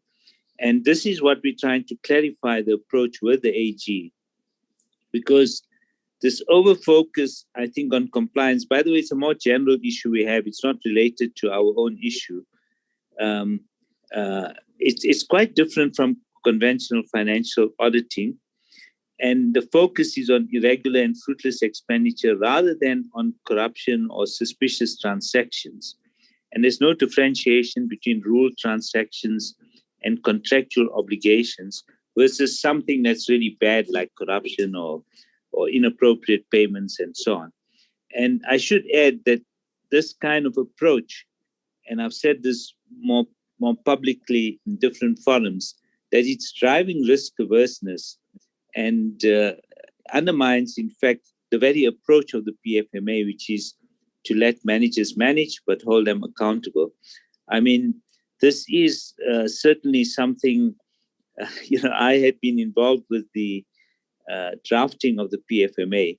And I always say that the way the PFMA was interpreted and audited in the first 10 years was in line with the spirit. But the last 10 years, this has changed. But let me not deal with those issues. I'll deal with the contract itself. So the National Treasury strongly believes that we as government must honor all our contractual commitments. And so we are obliged to pay for technical support and maintenance, which is in line with the Oracle Master Agreement. And in a sense, what the implication of what the AG is saying to us is to stop making that payment. And that itself will constitute a technical breach of contract, something that we think we shouldn't be doing. And two, it will lead to even more expenditure for the state in a way of penalties. And maybe I'll ask Tikaledi, or if you want to go through it, or Laura, do you want to just spell out what the contract says in the rest of the slide, the penalties that we would face? So in a sense, it's damn if we do, damn if we don't. Carry on, Laura or Tikaledi. Thank you so much, Momo. So, good morning again, Honourable Chair and Committee. The essence for us is that the technical support and maintenance, in the absence of having that, it will mean that we would roll out an out-of-date Oracle system, which will leave us extremely at risk and vulnerable because we would not have the latest version. But most importantly, we would not have the required security patches in our software. And I'm sure the committee is well aware of the significant risk that not having a security in place would leave government if we roll this system out to all of government. But equally, the majority of the departments would not accept out-of-date versions of programs. In terms of cost savings, if we were not to have the support and maintenance, we would forfeit our preferential 17% rate as opposed to the normal 22% rate of the net license fee as a cost for support and maintenance. But more importantly, we would also forfeit our discount support fee in terms of the annual increases. Just to emphasize to the committee, we do not pay money on licenses. It was a once-off payment in 2016. What we're paying for annually is the required support and maintenance. And we would then have forfeited our discount. And the discount for the state is significant. It's a 0% increase on our annual fee for support and maintenance for the first to fourth renewable years. And then from the fifth to the ninth renewable year, there can be no more than a 1% increase, and 10 to 19 is a limit of no more than a 5% increase. So effectively, not only did we make a saving on the actual purchase, but we ensured that savings are inherent in the contract. But most importantly, we would incur penalties. If we had not taken up support and maintenance from the onset of this contract, and if we should stop the support and maintenance during the course of the contract. Now, as the committee will know, penalties in itself are wasteful. We would have to pay a reinstatement. Were we to stop the contract for support and maintenance, at the point where we needed to reactivate it, which we would need to do in order to ensure our versions were the latest and we had the security patches, we would immediately incur 150% penalty on the net support fee when we require support. The reinstatement fee would be prorated back to the date of lapse, so we would pay for it anyway. But equally, if we had not procured support and maintenance at the inception of the licenses, at the point where we needed support, we would need to pay the fee backdated to the date when we purchased the license. Thank you very much, Momo. I'll hand back to you. Okay, let's get to the next slide. I think you should just go through that as well. Can it? Tikaledi, or you? Thank you so much, Momo. Dikeledi will certainly come in as well. In terms of where we are in the progress status of IFMS, obviously, as the committee knows, software licenses were procured. We completed the policy gap analysis in phase. We are currently in the pilot site implementation phase. The critical milestone for us is that we have to procure a service provider in order to allow us to do the implementation of the pilot sites. All of our other milestones are dependent on this procurement. As the committee will know, a National Treasury, in terms of legislation, must do this procurement through CETA. Unfortunately, we have been attempting, CETA has been attempting to procure the service provider since 2018-19, and in fact has attempted 3 times unsuccessfully. The third and most recent unsuccessful procurement was embarked on 21-22. National Treasury did everything possible in order to accelerate that support for CETA to do the procurement process. However, again, it did not result in a successful appointment due to the fact that the quoted bid price far exceeded the budgeted amount.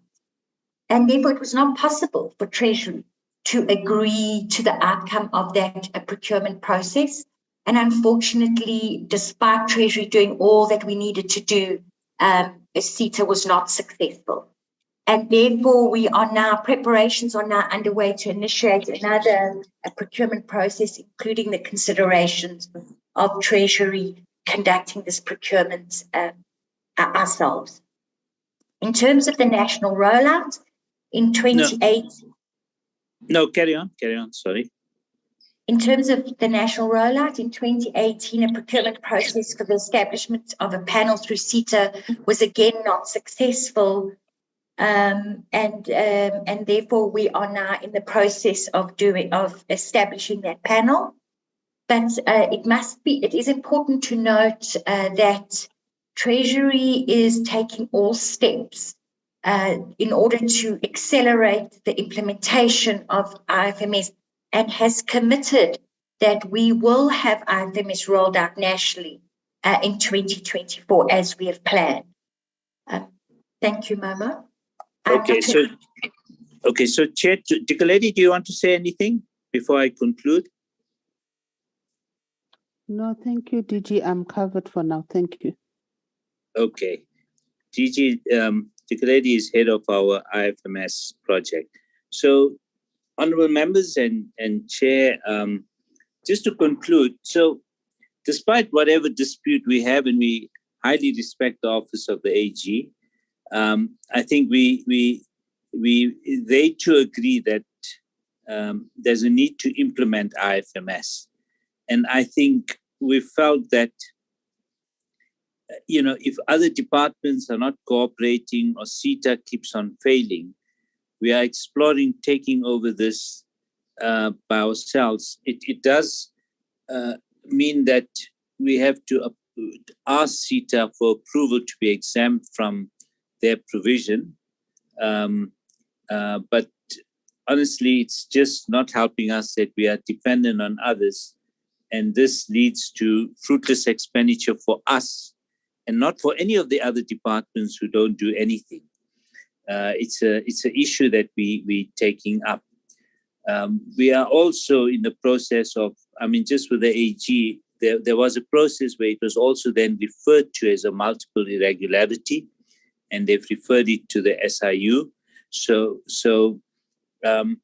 And there too, we are kind of challenging the AG on the approach that they've taken, because we think it leads to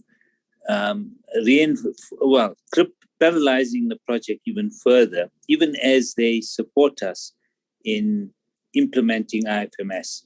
We've started as per what they've also suggesting, I think, but certainly at our own initiative, further discussions with Oracle, because we now have, I don't have to say to honorable members, what you buy in 2016 now in 2022, there's certainly the system's been modernized even more.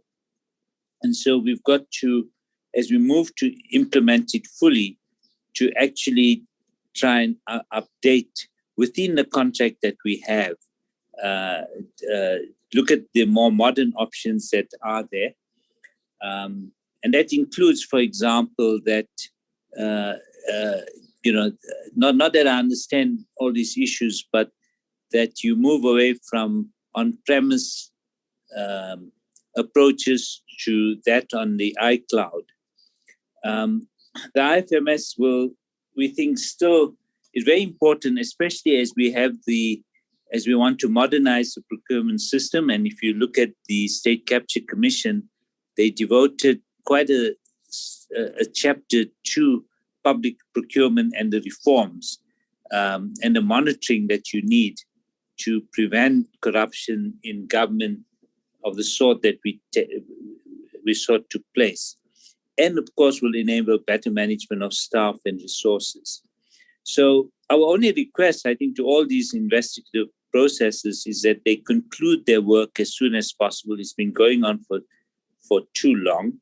And also extend it on things like, who facilitate the leak in the first place, because it really undermines the system of internal controls. If an accounting officer can't, if the perspective on internal audit reports make it to the front page of Sunday Times, then people are not going to speak truth to power. Remember, when the internal audit process is quite a critical tool for a manager, for an accounting officer to fix up problems as they occur. There's always going to be problems. And Chair, so that's our approach on IFMS. And I think I want to leave you with a thought, which I think is recommendation 68 from the State Capture Commission, which basically says, if accounting authorities and officials act in good faith, it's important not to criminalize such actions, because otherwise, and I'm extending what's been said, I think why they're saying it, is it does lead to paralyzing projects like we have on IFMS. So I thought the broader context is important, but also to make the point, if there is anything inappropriate that was done, if anybody has stolen money, if through these investigative processes that comes through, we'd like to know, and I promise you we'll act very brutally if anybody has acted inappropriately and in bad faith over IFMS. But at the moment we sit with a dilemma that we need to implement, but we need the other parties in government to also come to the party, and two, the AG to recognize that when we are implementing the contract, it can't really be regarded as irregular or fruitless. I think it's a problem area that we are sort of engaging with the AG. So, Chair, I'll stop there. Thank you very much. Thank you, Acting DG Momo. Oral members, here's the presentation. Can I have indications of the oral members who would like to interact with the presentation?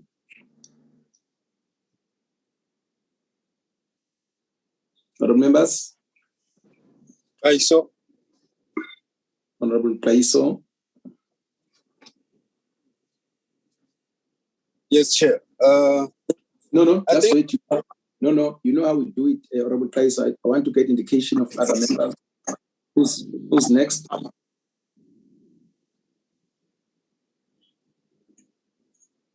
Honorable members, I've got Honorable Kaiso. Who's next?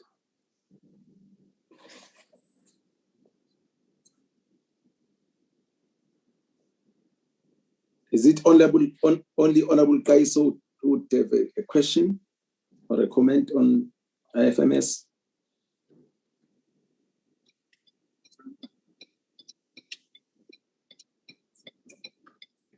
Okay, Honorable Kaiso, please start.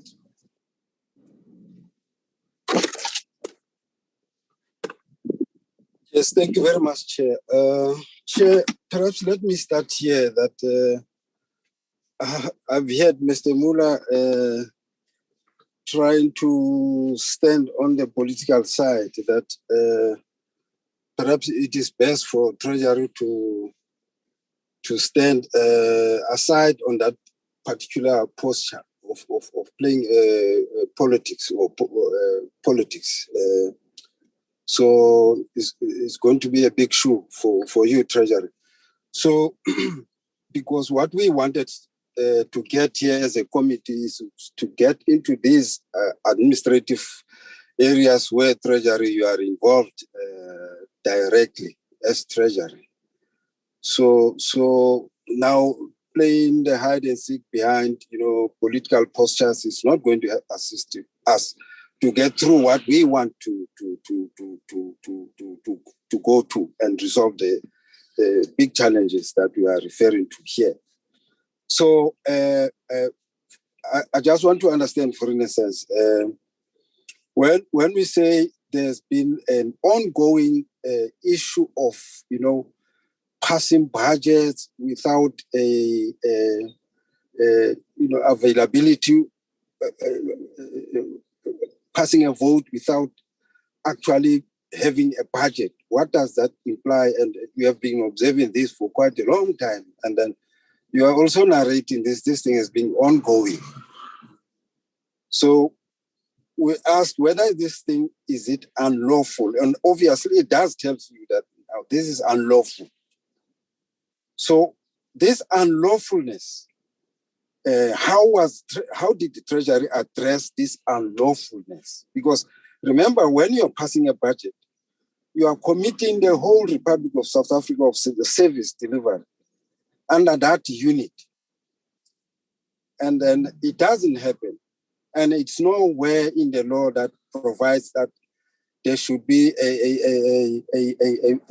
you make a budget,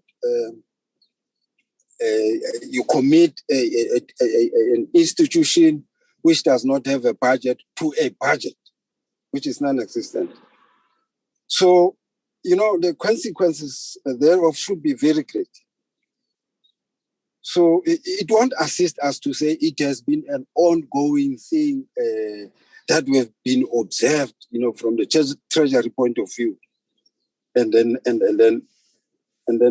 try to politic around it. So it's not going to assist us. So there must be a solution urgently. So if there's a gap in terms of the legislature, perhaps from the committee point of view, we then have to look at that, so that is being put to stop. That nobody can now move to pass a budget willy-nilly like that, where it commits the institution which does not have a budget to a budget. It has to stop immediately. So if there's a gap in terms of legislation, perhaps as a committee, we need to look at that and then make sure that we put immediate stop on that. And secondly, is on the issue of which has been raised, which is being said to be a dispute, because we can't have an ongoing called a dispute between the Office of the Auditor General and Treasury on a particular matter. Because obviously the two institutes are being governed by particular pieces of legislation. So it must be a matter of, there must be a substantive matter which has been raised by Auditor General or at the Treasury, that this is a matter. So in the absence of that, there shouldn't be a dispute. So I'm not sure which substantive matter are you expanding on, Treasury. If you can clarify that, perhaps I'll be put on a comfort position. But in the absence of any clarification in terms of the two piece of legislation which govern the two units, then it doesn't hold. Any dispute doesn't hold. Thank you very much, Chair. Thank you, Honorable Kaiso. Honorable Ntlangeni. Thank you very much, Chair. I fully agree with the Honorable Kaiso. I mean, we have been sitting with this problem with National Treasury for far too long. And for a body that is supposed to be the custodian of the country's funds, they are not moving swiftly to sort out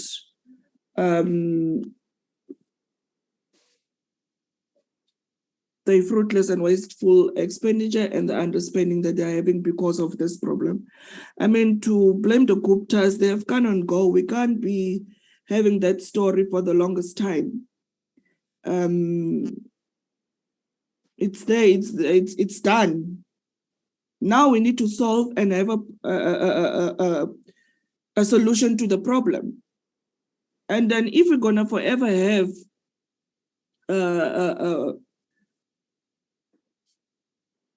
a body that is gonna come and be more political than they actually needs to be, it's gonna create problems, Chair.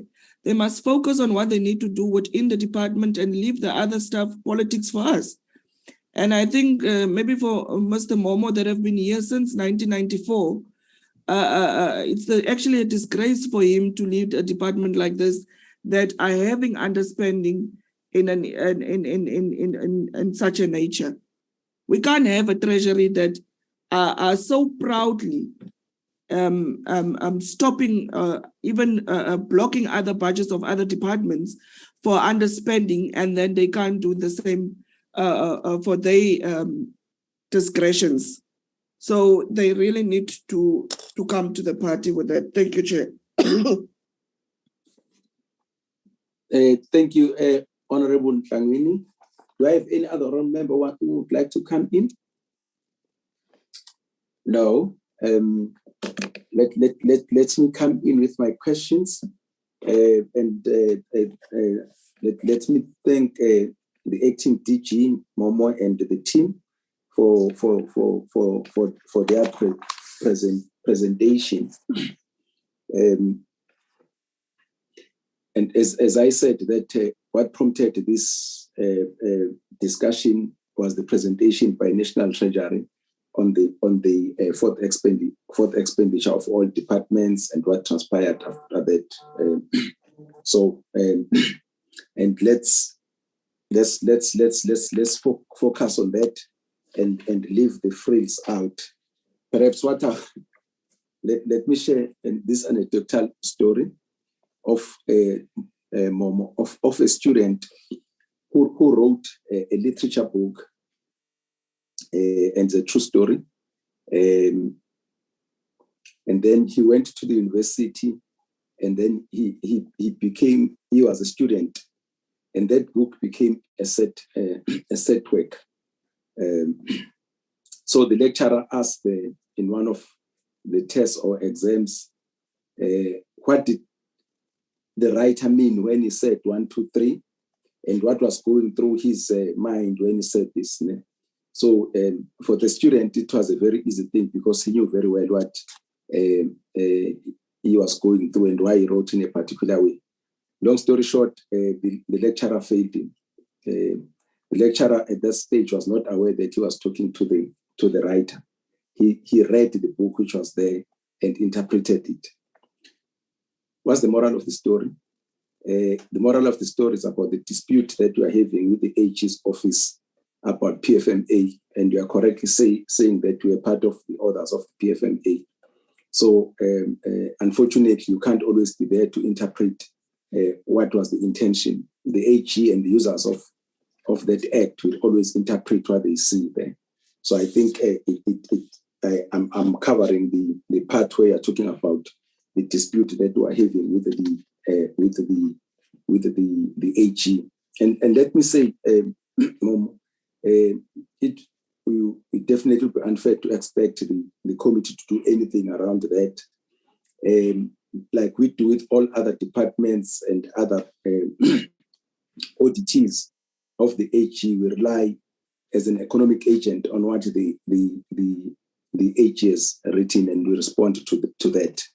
I hear there are all these different interpretations, and the mortal beings that we are, we definitely can't get involved in that. I think it should be resolved between and amongst yourselves. This also talks about the involvement of more than one department in this IFMS project. Again, we as this committee playing our oversight, we can't be involved in that. This is an executive area. Can you please resolve it at your level? From where we are seated, we'll always, as the economic agents and users of audited financial statements, rely on what the Chapter 9 institution gives to us.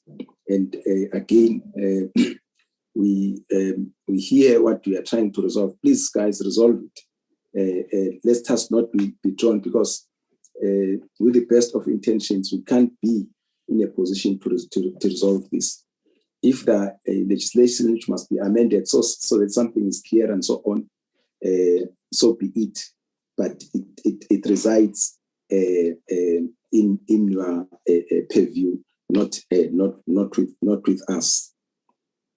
Surely you agree with us that if we were to start getting, we'll open a can of worms where all these auditees will come and try to explain to Parliament their disagreement with the AG, and that will be the end of us as Parliament relying on the AG's reports and so on. So again, let it be resolved there. As it stands before us, it's wasteful and fruitless expenditure. That's what it is. Now, here's the question: Can we get the original budget of IFMS? And where are we now on that budget? Perhaps a related question: how much has been spent on IFMS?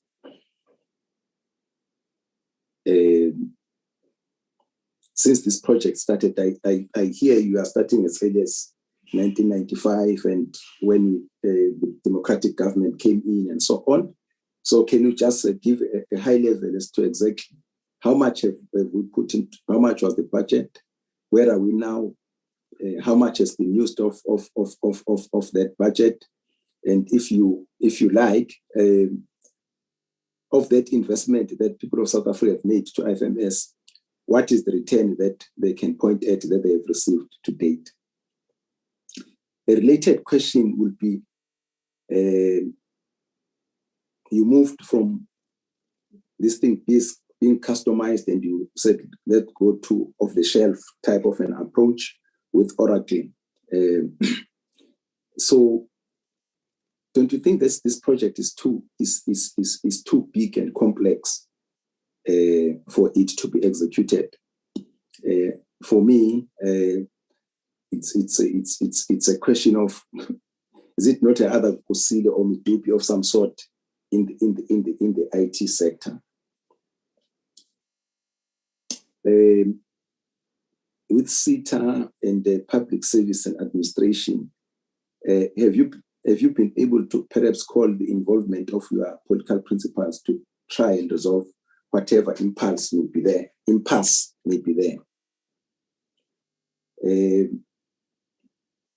A related question: where else have we seen the system operating in terms of benchmarking? So when we started with it, because it's very clear that we are so married to it, if you could just share with the committee. Well, I ask about the budget mandate has been used, perhaps to say, as this administration, how long we've been involved with this project.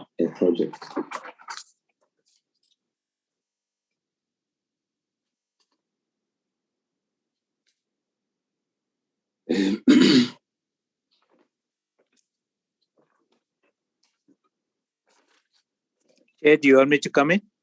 No, just the last one, sorry. I'm picking up the last one. The irregularities that have been referred to other law enforcement agencies and so on. I agree with you. That is the ones that is there. There's very little that you can do. For us, since it's something that we have budgeted for this year and many other years before, you are saying this project is going to be ready 23-24. But I also see a contradiction in that, because you are now giving us the end date, but at the same time, there are many of these variables which are not controllable, amongst them the other departments and SETA who are involved. Don't you find it a contradiction in those two statements? Thank you very much. Please, with your team, respond to those questions. No, thank you, Chair, and thanks for all the questions to honourable members. And let me say, I mean, I agree with you. The past doesn't matter. We are where we are, and we need to solve the problem quickly. The problem has been going on for far too long. And certainly, I think the Treasury has a lot of respect for the office of the AG. It's a very important institution, and we have very good relationships with the AG, even where we have differences, and we do have sometimes sharp differences, and there are dispute mechanisms that we have, and we're trying to explore within those mechanisms which to resolve it. We certainly take into account, I mean, how these issues are resolved. I think what I was trying to just put to honourable members is we are in a long-term contract, and in a way, whatever we do, whether we continue, and Chair, you pointed out, is there a contradiction? I think the implementation by Tikaledi can come in by 23-24 was the objective that we've set, and yes, it will likely need to be reviewed for full implementation, depending on what milestones we reach before that. So, I've certainly prioritized, I think, solving this problem that's still there in the department either way, that either we say we continue or we don't continue, but either way we're going to take losses, and it will be deemed to be fruitless expenditure under the current dispensation. I guess what I was just trying to say is the fruitless expenditure is therefore a consequence of the contract that's there. It's not because anybody is acting maliciously or there's anything funny happening, but the AG sees it in a particular way, but it's an expense that either way we'd have to meet. And it's certainly in the interest of the state to resolve it as quickly as possible, because the longer it's there, we're going to be in this kind of paralytic state. In terms of spending, so therefore, when we say there's underspending, IFMS is the biggest project in the Treasury's own budget, once you take away the transfers to SARS and so on. And I'll let Laura come in on the underspending this year. I don't have before me the actual spending since the project was instituted, because I think if I remember, the project was between 400 and 500 million, I forget the exact figure, at the time to purchase the licenses. But there's a lot of complementary costs, including the costs of still running Purcell and Bass. And so if you wanted a longitudinal assessment of all the expenses, we'd have to come back to you on that. So I don't know if that's what you want to Chair, but I'll ask Laura just to comment on the immediate expenditure in a minute. So, and certainly I think we're not asking the committee to intervene in any of those issues. We will obviously complete the process with the AG. We'll certainly try, we've written letters and communicated, and having a steering committee meeting that was planned, or we'll be having one. The last one got postponed for some reason. And then, I've certainly kept our political principal informed about where we are, but we haven't taken, or I haven't, I think my predecessor may have taken the issues forward, but I think really want to resolve this problem either way. And so we've put in place processes to get resolution, and hopefully by the end of this financial year, either way, there'll be the resolution on this. I think, Chair, just the other issue, it's not just a National Treasury, but I agree with you. We're a bunch of economists and financial experts. Whether we're the best people to run IT systems is a good question. But unfortunately, we're finding even the entities that are supposed to be doing that are actually not very good themselves necessarily. And so, where and how government locates such projects, and if wishes were horses, I would say we don't want it in the Treasury, let it be elsewhere. But I think given the financial management, and the PFMA, in fact, has a clause that makes the Treasury solely responsible for financial management systems. So I think it's an important area that we do need to take on. I don't know, Laura, do you want to just comment on the actual spending this year? I'm not sure you'd have the figures for the previous years or so. Thank you so much, Momo. Certainly there has been an underspend in this year, and that is because we had budgeted on the assumption that that the CETA's procurement process would be successful, and B, on our current methodology, which is to rapidly advance the implementation of Ifms in order to catch up with previous delays. And so it was budgeted accordingly. We had to give money back. But certainly we will be able to provide the committee in writing the total budget, that was the original budget that was allocated, the expenditure in terms of IFMS 1, because the committee will know that work was done under IFMS 1 before Cabinet approved the pivot to the new methodology.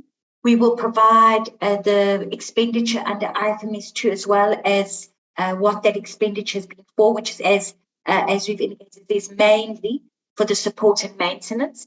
And that will give us the total spend to date as well as what's remaining on the budget.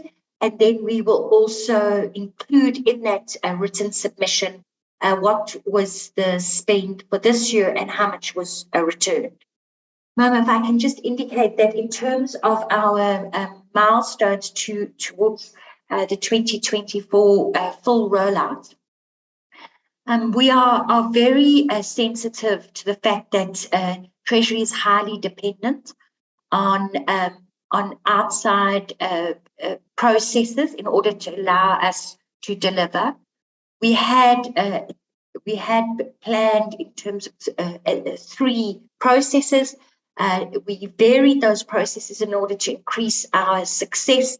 Unfortunately, they were not successful. However, what we've done in order for us to deliver on that day, and because we recognize that we just have to get this now implemented, is that we, with Dick Lady, have put in place a range of mitigation measures, and those include our engagements with Oracle, it includes our engagements with CETA, as well as our leadership in order for us to pivot decision-making of IFMS back into Treasury, to ensure that Oracle assists either in terms of the fees or in terms of the kinds of implementation we have and how we roll it out. So we are quietly optimistic that we will be able to, if all of our mitigation plans do come to fruition, that we will be able to meet at that date.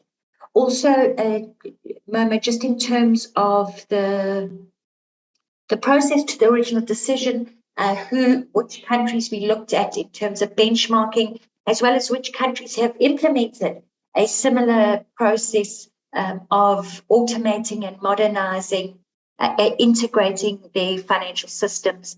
We can certainly provide all of that information to the committee. We will need to go back to the original submissions and business case, but we definitely have them. And we can provide that in writing as a matter of urgency. Thank you. Thanks, Laura. I'm trying to just see from my list what other questions there are, Chair, that we needed to answer. I haven't answered Honorable Kaiso's first question, which related to unlawful budgets. I think that was a reference to the earlier presentation on municipalities passing unlawful budgets. Certainly at national level, the budget is lawful. And I take his point, I think, on resolving the issue with the AG. I think that I've talked about that. Chair, is there anything else that you need an answer for? No, I think you and Laura have responded to the questions, and Laura has also promised the committee to come back with those figures that she doesn't, you don't have, and I think that's welcome. We always stress that we don't want convenient answers where you still want to go and check and verify your numbers and bring them back. That would be very much welcome. And as I said, I didn't hear your comment. It's more of your comment when I say, don't you think this project is too complex? I said, don't you think that we are running another Midupi and Kusile and so on? Hence my question.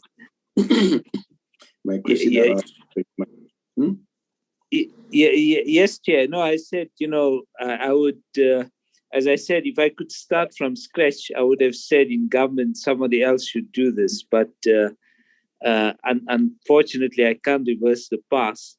And I think currently there's no other easy place to put it into government yet.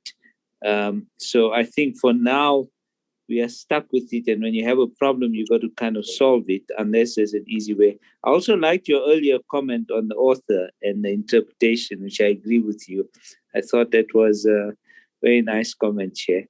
And I certainly feel like that author as well. Mm-hmm. But, the whole issue, I think, of IT, and I say this as a non-IT person, knowing that my knowledge on IT is dangerous, that I think it's worth a conversation somewhere when you look across government and how we deal with IT systems, because this is just a financial management system. There's other departments that may need to come up with other systems that would assist in government. But something that we're looking at, I guess, we will look at how best that government can actually oversee these systems, because I think the current models of having a CETA or having one infrastructure department, those really, they haven't worked the last few years. Now, what's the reason for them not working, and how can we actually make those institutions do what was expected to be done? I think really comes up all the time. I think the okay. Perhaps before I come to that, I just wanted to stress the question, of course, that we are talking about direct costs. Let's not venture into the opportunity costs of not having the system and so on. I think they are obvious. But number two, when I was saying that the project it's complex and too big, I don't just mean it for Treasury. I meant it for the country per se, irrespective of where it resides. I was just making that a passing comment. we have made another a comment, especially around infrastructure now. SIT. We've had interactions with both the Department of Defense and the Public Works and Infrastructure, right? And it talks to that thing that the infrastructure we're dealing with defense. Is it an optimal way of this thing of having another department sort of managing your budget, and if certain things don't happen, you as a particular department, you take a fall, right? So and defense was feeling very, very strong about what is happening, and hence the concept of devolution of responsibilities from public works and infrastructure to defense. But I think that happens with many other departments. I think a similar problem with SIT. Again, for us being here in Parliament, we would know it should be from the executive and administration to say, this was the original intention of having this thing, is not working. We think that that's how it should be. It can be improved, right? I've heard it many times where a lot of departments will complain about the speed with which things happen at SITA, and ending up constraining them in many things that they want to do. But we would say as Parliament, definitely we don't want you to say we are overreaching. We want to see results. It's you in the administration and the executive who must solve those things if you think that they are a problem in as far as service delivery is concerned. I think you agree with me when it comes to that. Honourable members, let me take this opportunity to thank the acting DG, Mr. Momomomiat, and the team for the presentation. You are excused. You can go to the next committee. Acting DG, thank you very much. Thank you so much, Chair and honourable members. Honourable members, let's go to the next item. The minutes. Let me check the minutes that we're looking at.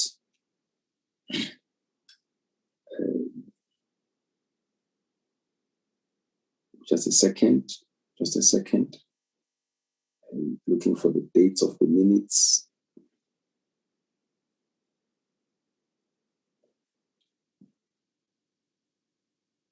Honourable members, we have got minutes of the 14th of September 2022. Do I have any mover for the adoption of these minutes?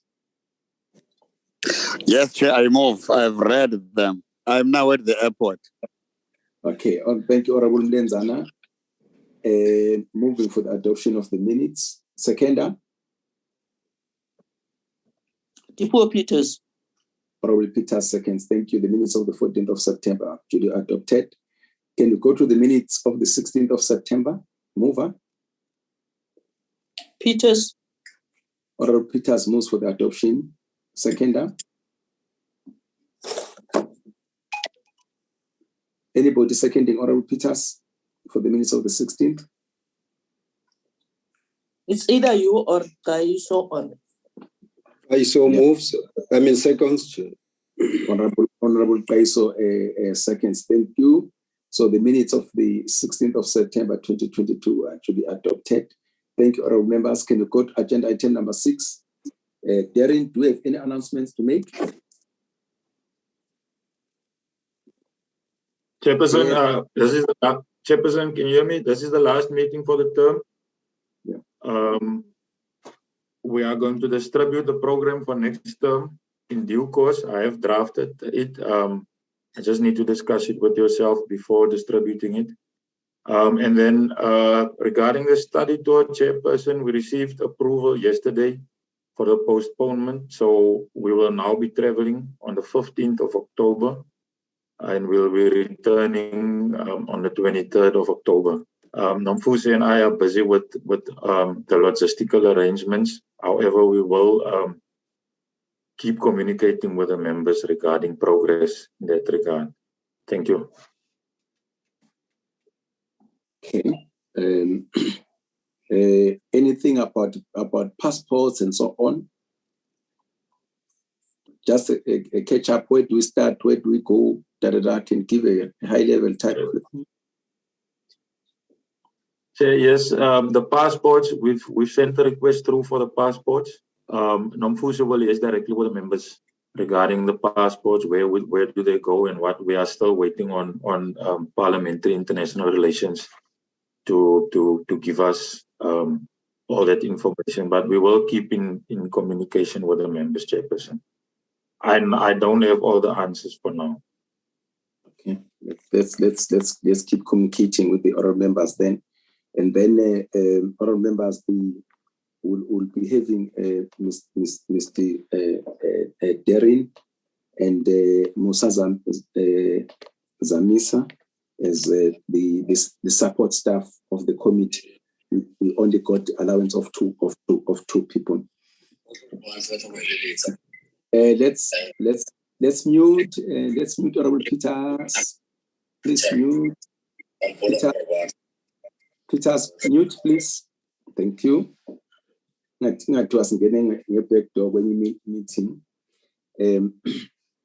Honorable members, I was saying that Derin and Musa will be the two people giving the committee the support. And I think another good thing is that we managed to get all the members going.